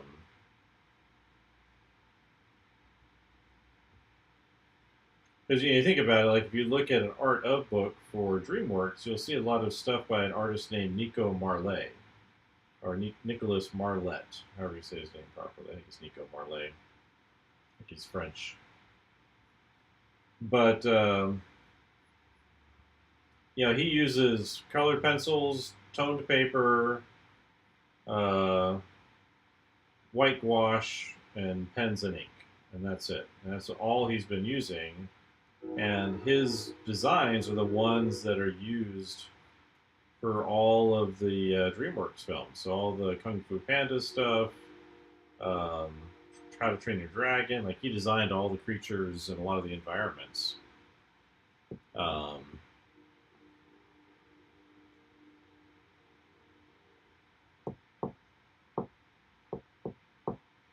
and you know, no digital in his process except for maybe scanning stuff in. And you look at those art up books, and his work just stands out far and above anything else in there. Um, with maybe an equal case being, for like Peter DeSev, who's an illustrator, but he's worked as a character concept artist for like Blue Sky a lot.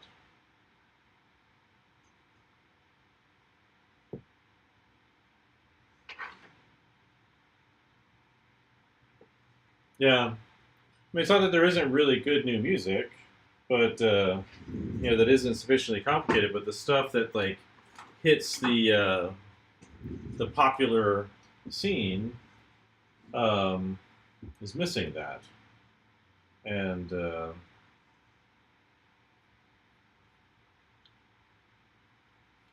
of course with AI stuff, it also just makes me wonder. Hey, maybe that's one of the reasons I've been doing a lot more traditional media myself. Like I'm going to color this digitally. Probably I'm trying to do a flat style with it, with the coloring, but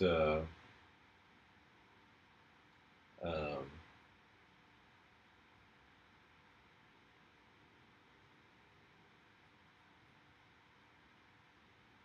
but but I wonder about that a lot. So like one of the things I picked up recently was a medium I didn't like as a student. It's one I've been working with in the mornings for the last couple of weeks. Um, which was acrylic paint. I hated it as a student. Like it just felt wrong. And I had to teach an illustration class with it last semester, and needed to use it. I wanted to use oils because I like oil painting a lot. Like wash. Like wash is pretty expensive for the size, and so I was like, well, so let's just do acrylic.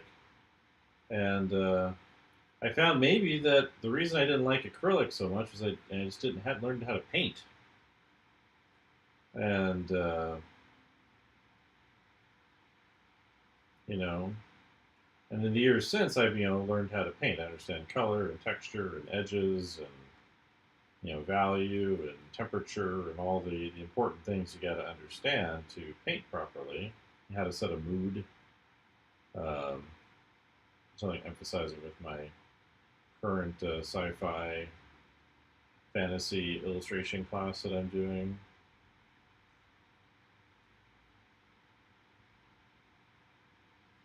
Um, but um,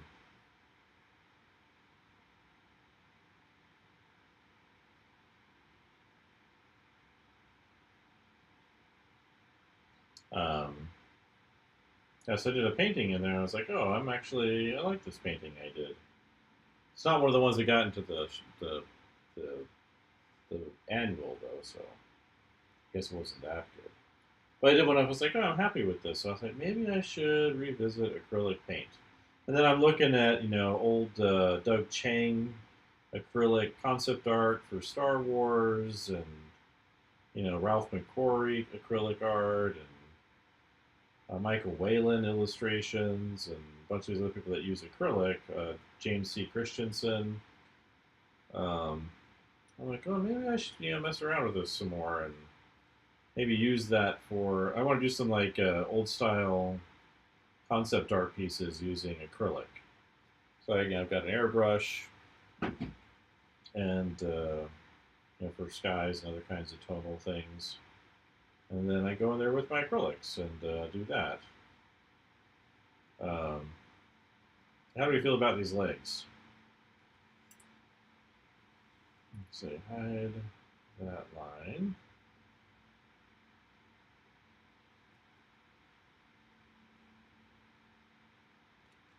I guess I need to get rid of this line too.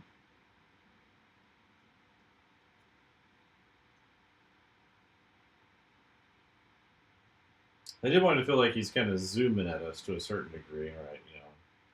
There's a lot of depth to the picture. Let me get these condyles in there. It's kind of an odd angle too, which I probably should have avoided. But that's what the composition demanded from me.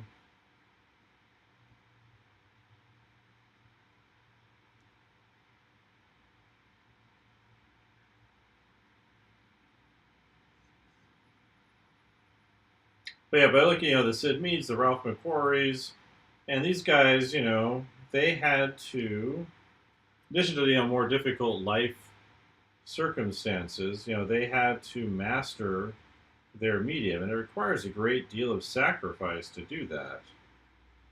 Um, to master, a analog media, and they didn't have any other choice, right? They just had what they had. They did, it's not like they could pick Photoshop. It didn't exist until they were much, much older. Um,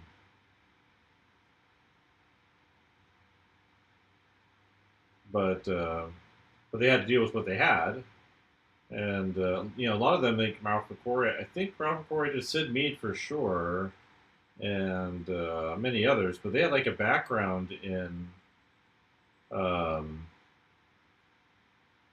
industrial design. So not only did they have to master these mediums, but they had to understand how things work. Okay. Yeah, I think it feels better to me too. It feels more dynamic too. So I was trying to get this down. I'm trying to like play with these more dynamic angles, and I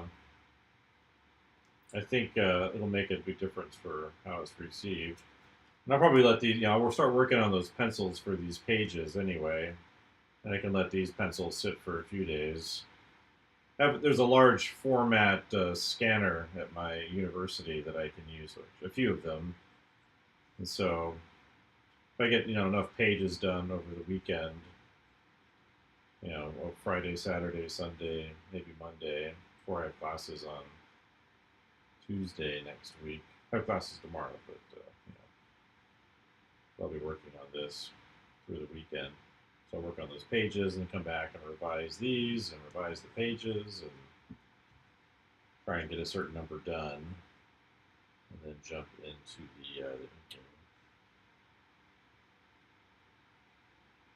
But yeah, the digital thing, I do wonder maybe if that was a mistake, because one of the things that also is important to creativity, there's like a four-step phase, 4 steps of phases that people go when they're kind of getting a real intense creative insight. And that doesn't matter what we're talking about, art or science or medicine or whatever.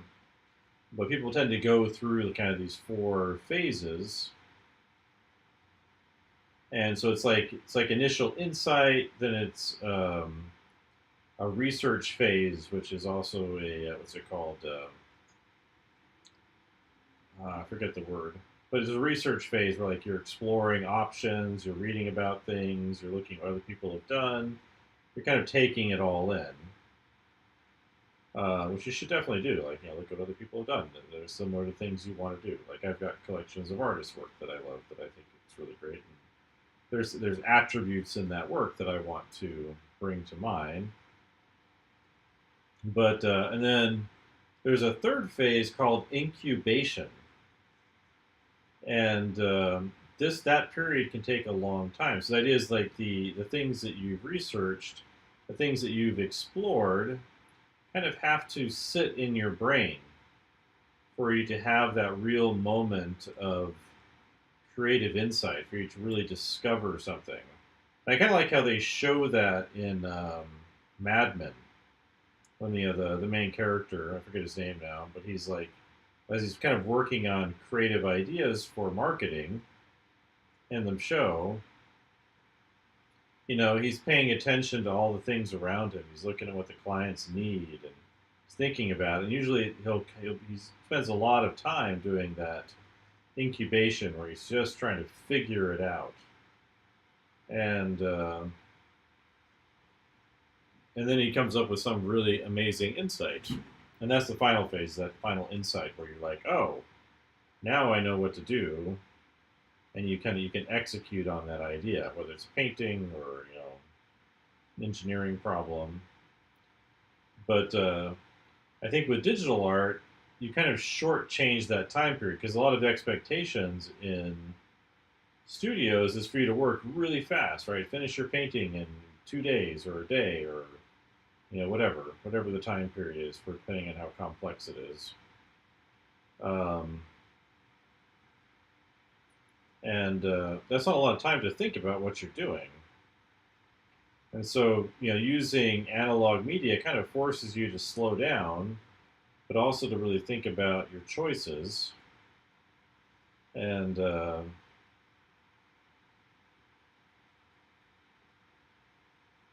so that kind of makes me wonder too. And one of the things that's changed with like concept art is they're looking for like the final look of things in your concept art. So that's why so much has like shifted to photography, right? Photographic photo bashing, and they want to look exactly or as close to exactly as it does in the camera. But historically, because they didn't have that option in terms of the time it takes to make things, what they were really looking for in the concept art was inspiration that they could then lean on in the, as they kind of push the project forward. So rather than the concept art being the final word on what things look like or appear, concept art role was to inspire, which I think is a healthier place for it. Um, so I've been having these thoughts. Anyway, I bring these up with faculty, and they look at me like I'm a crazy person. Like, what if digital is a mistake? What if by focusing on it, we're actually shortchanging our students' experiences? And like, it's not that it shouldn't be important, but maybe we don't need to push it early. In fact, maybe we should restrict it, early on. Like very limited use cases, like maybe if they're taking a typography class or something in their sophomore year, and they're learning, have to learn some InDesign and Illustrator, to master some layout stuff. That's fine. But I'm talking about like the illustration and the painting part. It's like, what if um, we did our concept design drawing class, which emphasizes, perspective and all those important things. What if we did that all analog? What if it was all pencils and paper and markers and colored pencils and, kind of set it back in time a bit? And not only are they getting the skills they really need for the concept art stuff, learning to draw and explain their ideas visually, they're being forced to make choices that can't be undone, right? They're making a marker sketch you can't undo. Yeah, a lot of the reasons I've heard for like doing traditional first was I've never liked them very much. It's like the whole like you have to know the rules to break the rules kind of thing, and I've never liked that expression all that much. What I prefer to think of things is more there are no rules, there are only tools. So you can use perspective or cinematic shots or structure for different things, just like you would use a hammer. Um, but there's not really any rules. There are like common practices that I think are helpful to discover. But that's another problem I think with AI is it also gets rid of that incubation phase, right? So you go from initial idea, you skip research, and you go straight to execution, and you completely lose out on that incubation, that thought time, and that's really bad. I mean, there's a lot of evidence for the cognitive harm using AI has on people. Like it causes you to lose skills, to have reduced brain function, um, and make you less capable, which should be obvious. Like to me, that's like that should just you don't even need research for that, but there is research for it. Where they're testing people's brains and they're seeing their responses to things and their measurable test results on activities, and but it's like the haptic thing is like why sports are actually really good for your brain, right? Because you're learning to coordinate your body in different ways in different circumstances that are every single circumstance, even though it has rules, say in a sports game. Um, and I'm not a very sporty person, but the games have rules, so there's a certain framework, but the potential outcomes are hard to predict. And then your experience moving around in contact with the other players and the game objects, whether it's a ball or a goal or whatever, a base, um, whatever the game is. Um, those variety of experiences enhance the cognitive variation you experience, and makes you more intelligent. In that, doing those kinds of things. And it's just a fact of the matter. A lot of artists say, we just kind of don't like sports people all that much, but yeah, I don't think of sports people as being stupid any more than anybody else. But they're definitely very intelligent in their capacity for movement and anticipation of how um, people's physical responses are to things. So yeah, I think that's part of the reason why traditional training might be so important. And then so many students these days too, they grow up with an iPad and they were in high school using, Procreate or Clip Studio Paint or whatever, Krita, GIMP, the free ones like that. They've got that experience already with those media. If anything, they're afraid of pencils and paper and markers and all that good stuff.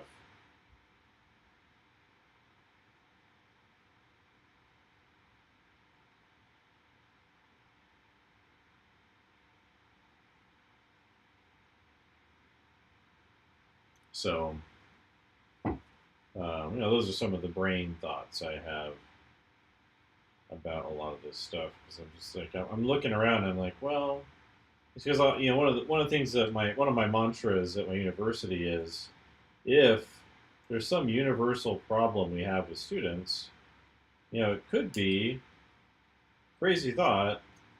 It could be our fault. If we say, oh, students aren't keeping sketchbooks, or they're not. Do an X, Y, or Z thing, or they don't know about this. They're not aware of career opportunities they haven't thought of yet.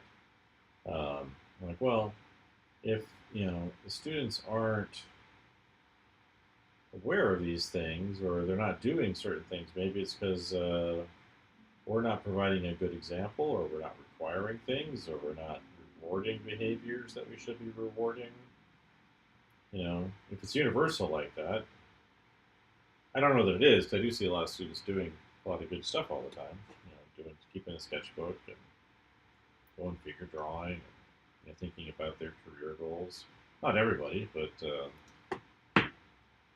enough that I think I don't think it's as universal a problem as some of them tend to believe. But um, but I'm like, yeah, well, maybe there's something we can change about what we do in order to improve. So I was going to change the angle on this knife too, huh? I think it was better the person's suggestion a while back.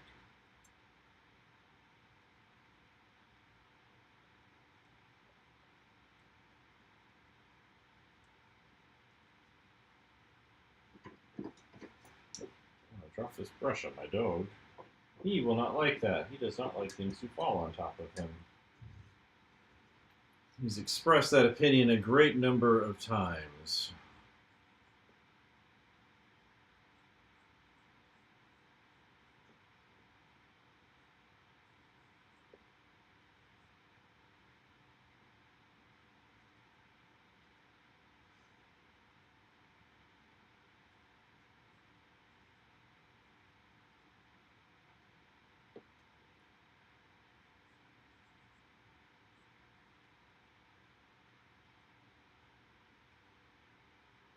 grips up there, little blade edge there, little twist right there.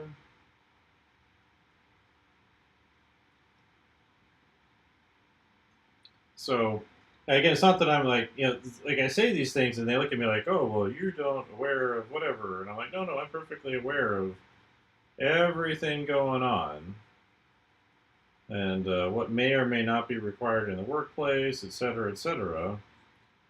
But I thought there was an interesting article I saw. It was an opinion piece, so it wasn't like scientific or anything, but it was talking about how some of the academics who are pushing, generative AI chatbot stuff into their classrooms because they feel like it gives students better, out results, right? They write a better paper, right? They make a better looking painting or illustration because they used a chatbot to generate the result.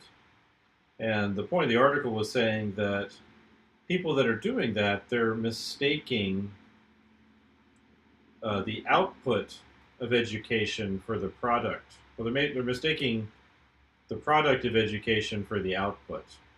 So basically, if the output is like like in an illustration program is a pile of illustrations that you want to do, the kind of work you want to do, then your output is that portfolio of illustrations.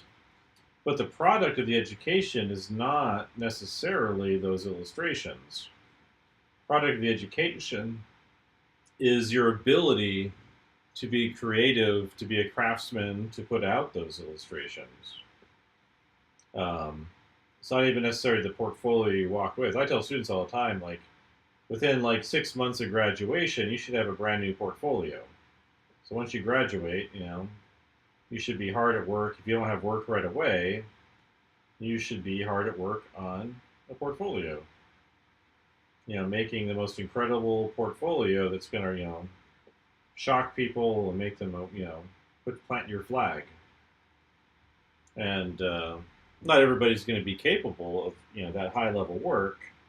But if they don't aim for it, they're never going to reach it. And push that volume thing back over there. And yeah, I think getting students to forcing music because a lot of them don't want to use it anyway. Like a lot of it's faculty and administrative people pushing it. Students, for the most part, want nothing to do with it that I've seen. Um,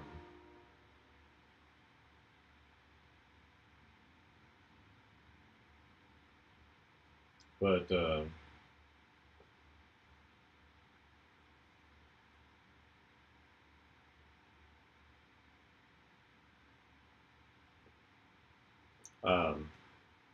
yeah, but getting students to use it, that's just like you're saying that a quote unquote well composed generated paper is better than a student who's struggling to write well. You're saying that a generated image or model or whatever is better for the student than the ability to do an okay job. Oops, the wrong button. But that's that mistaking the output for or mistaking the product for the output, and it's just it's a tragedy that there's people doing this. And well, part of me says I don't understand, but I actually do, and I don't like what the understanding means.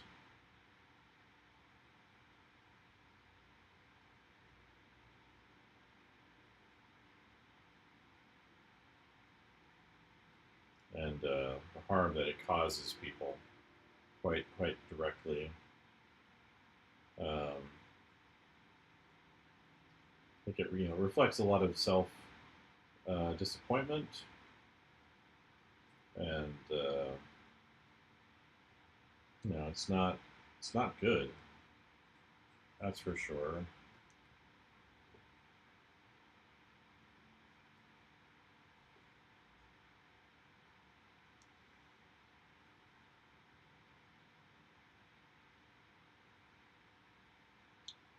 and you know, so I think I do understand. I just don't like what that understanding means.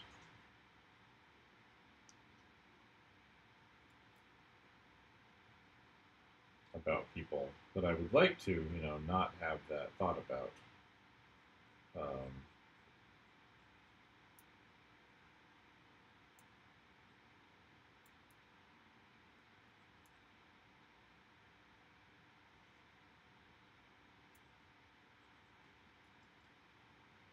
so,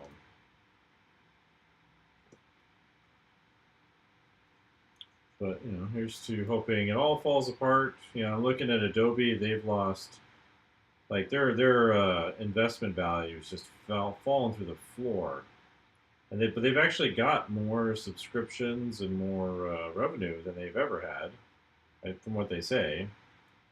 But their stock market values just collapse. Like every day, it's worse. You look what's going on with Microsoft.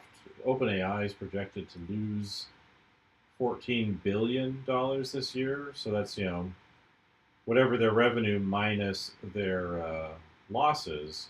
The total is going to be negative 14 billion. So what are they spending? 30 billion to get to negative 14. It's insane. And then the power requirements that they say it's going to need, like those are impossible to put online. Um, so I don't know what to make of all of this legitimate nonsense.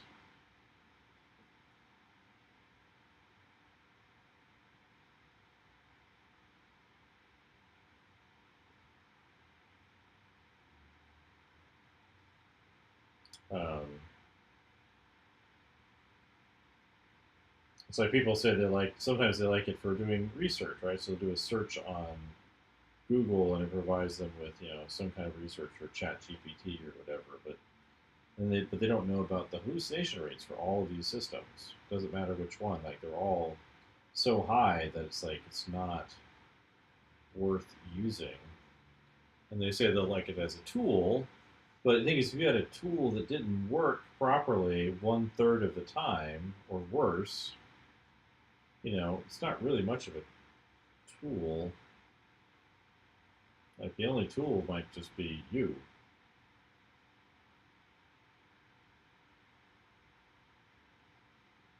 You know.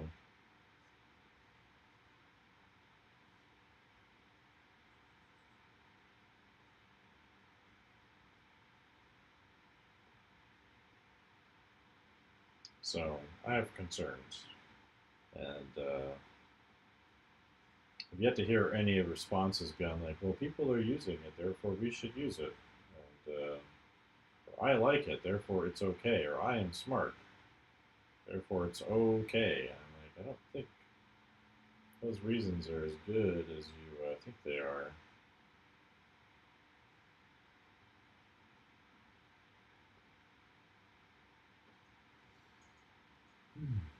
Is it 8:43? 8:48. Oh, we're moving along. So,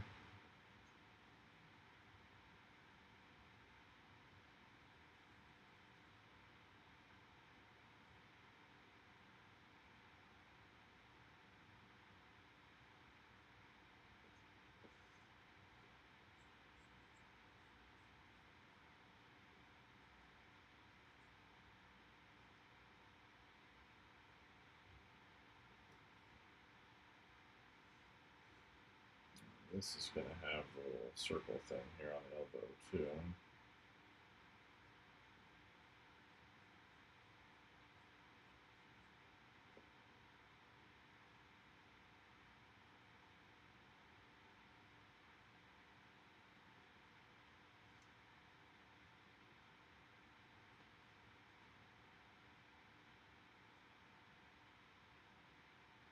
Yeah, well, this problem is like, yeah, it makes up sources, right?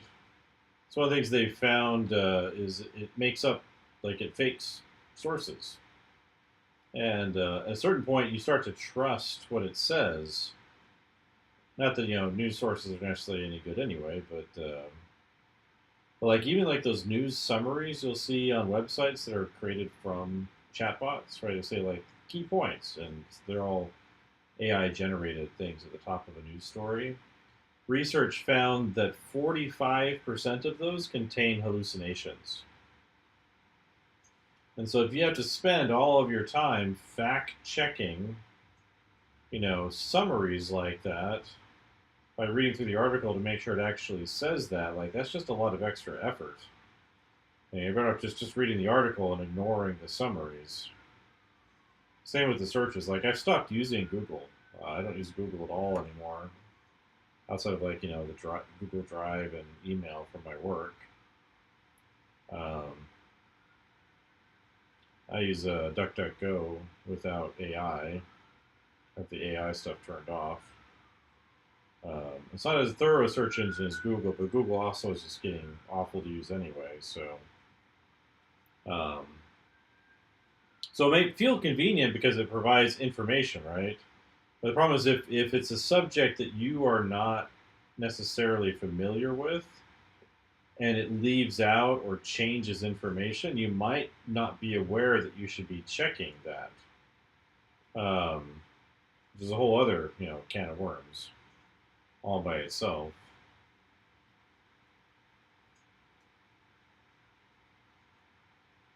Um,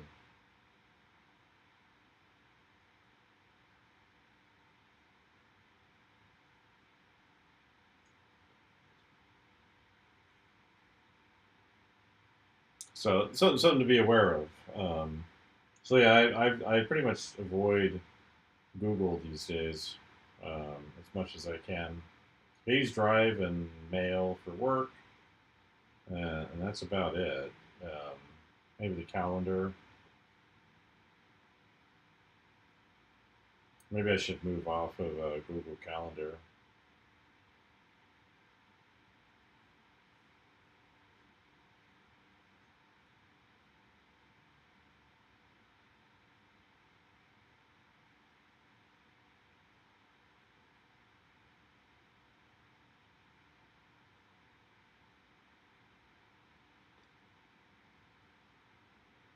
So it's something just to be aware of, like the that information. Like I've occasionally actually had an experience with Google not long ago. A friend of mine sent me this image of a painting. It's a small painting, maybe like this big, really small. Yeah, I've been using Brave, but again, I have all the AI stuff turned off in Brave. I turned it all off. Um, but a friend sent me this image, and I was like, well, I haven't used Google image search in a long time. So I'm like, oh, I'll drop it into Google image search. Maybe it'll bring up similar paintings. And instead of doing that, it just dropped it into Gemini, and it sent me this information about the painting. And it said the painting was from the time of Rembrandt, from the circle of Rembrandt, so from the 1650s. And, it would have been painted by someone in that, in Holland around Rembrandt. And I knew all of this information was false. Like, none of it was true. It was a souvenir painting that his grandmother had picked up in New York City on on vacation, like decades ago. Um, and I could tell just by looking at it that it wasn't an old master painting. It had certain elements and subject matter that were, related to that. It also had a signature on it in Russian, which I could sort of read. Like some of the end letters were a little bit hard to read. It was like Viberov or something like that was the name on it. Um, but like, I could tell right away, that it was not that thing. But the Google Gemini, it said it was 100% this thing. And so I can imagine someone who's not an artist, who doesn't have the kind of experience I have, uh, how they could be fooled into believing they have a real Rembrandt or a circle of Rembrandt painting from the 1650s in their house on their wall, and all because they they trusted the chatbot to analyze it for them. There was a recent study showing with medical devices where they've implemented AI, they've seen a tenfold increase in deaths from using those medical devices by letting the AI make the decisions. Story I saw the other day from research that had been put out. So it went from like 8 deaths a year to 100 when they put the AI stuff in it from using those medical devices. Like, there's real problems.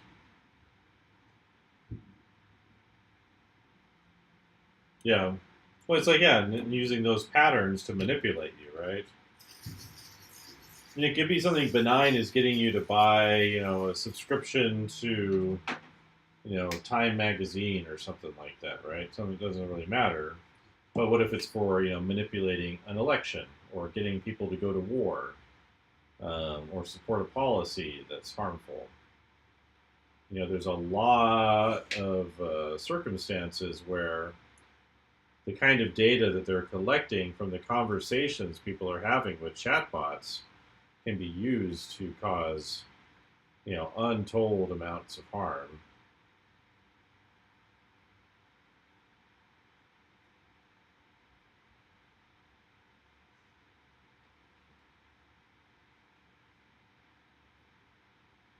Um, yeah, so I just don't use them. Um,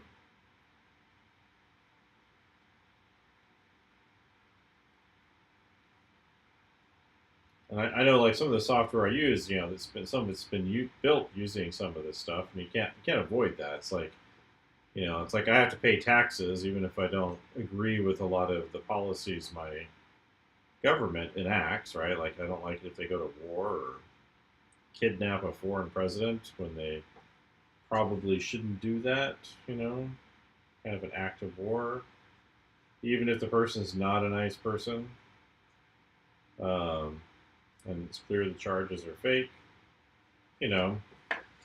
Um,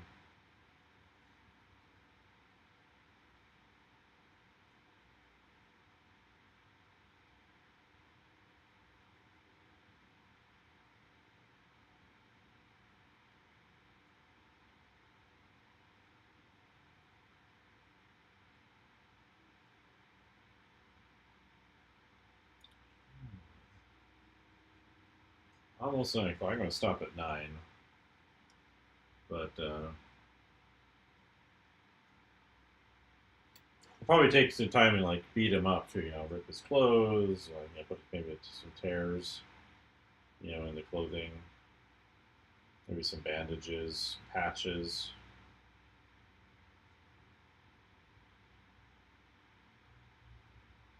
stuff like that, and to communicate his troubles out there in the wilderness.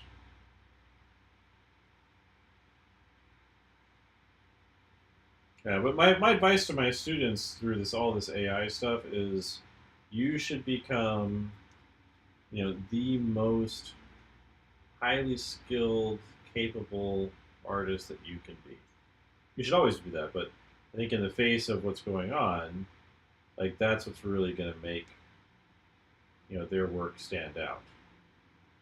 They have, big minds, big ideas, impactful things that they want to accomplish with their work, and that will help them stand out.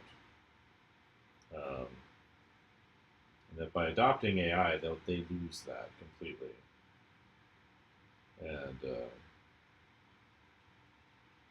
have a good night. I'm shut down in a couple minutes, so I got be up in the morning to do my morning study, some more acrylic stuff, start filling in the page, and then got classes during the day. I might come in the evening tomorrow, depending on how I'm feeling after classes.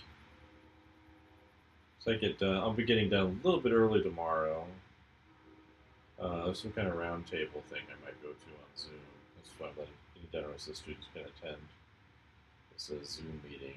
Some alumni who are talking about their work experiences. but I should probably attend that too.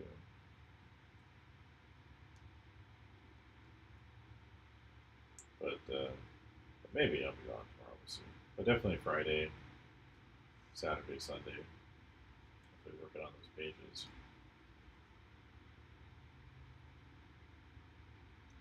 Is the plan. So, all right, call it there. Thanks everybody that came in. I appreciate it. And we'll talk to you all later.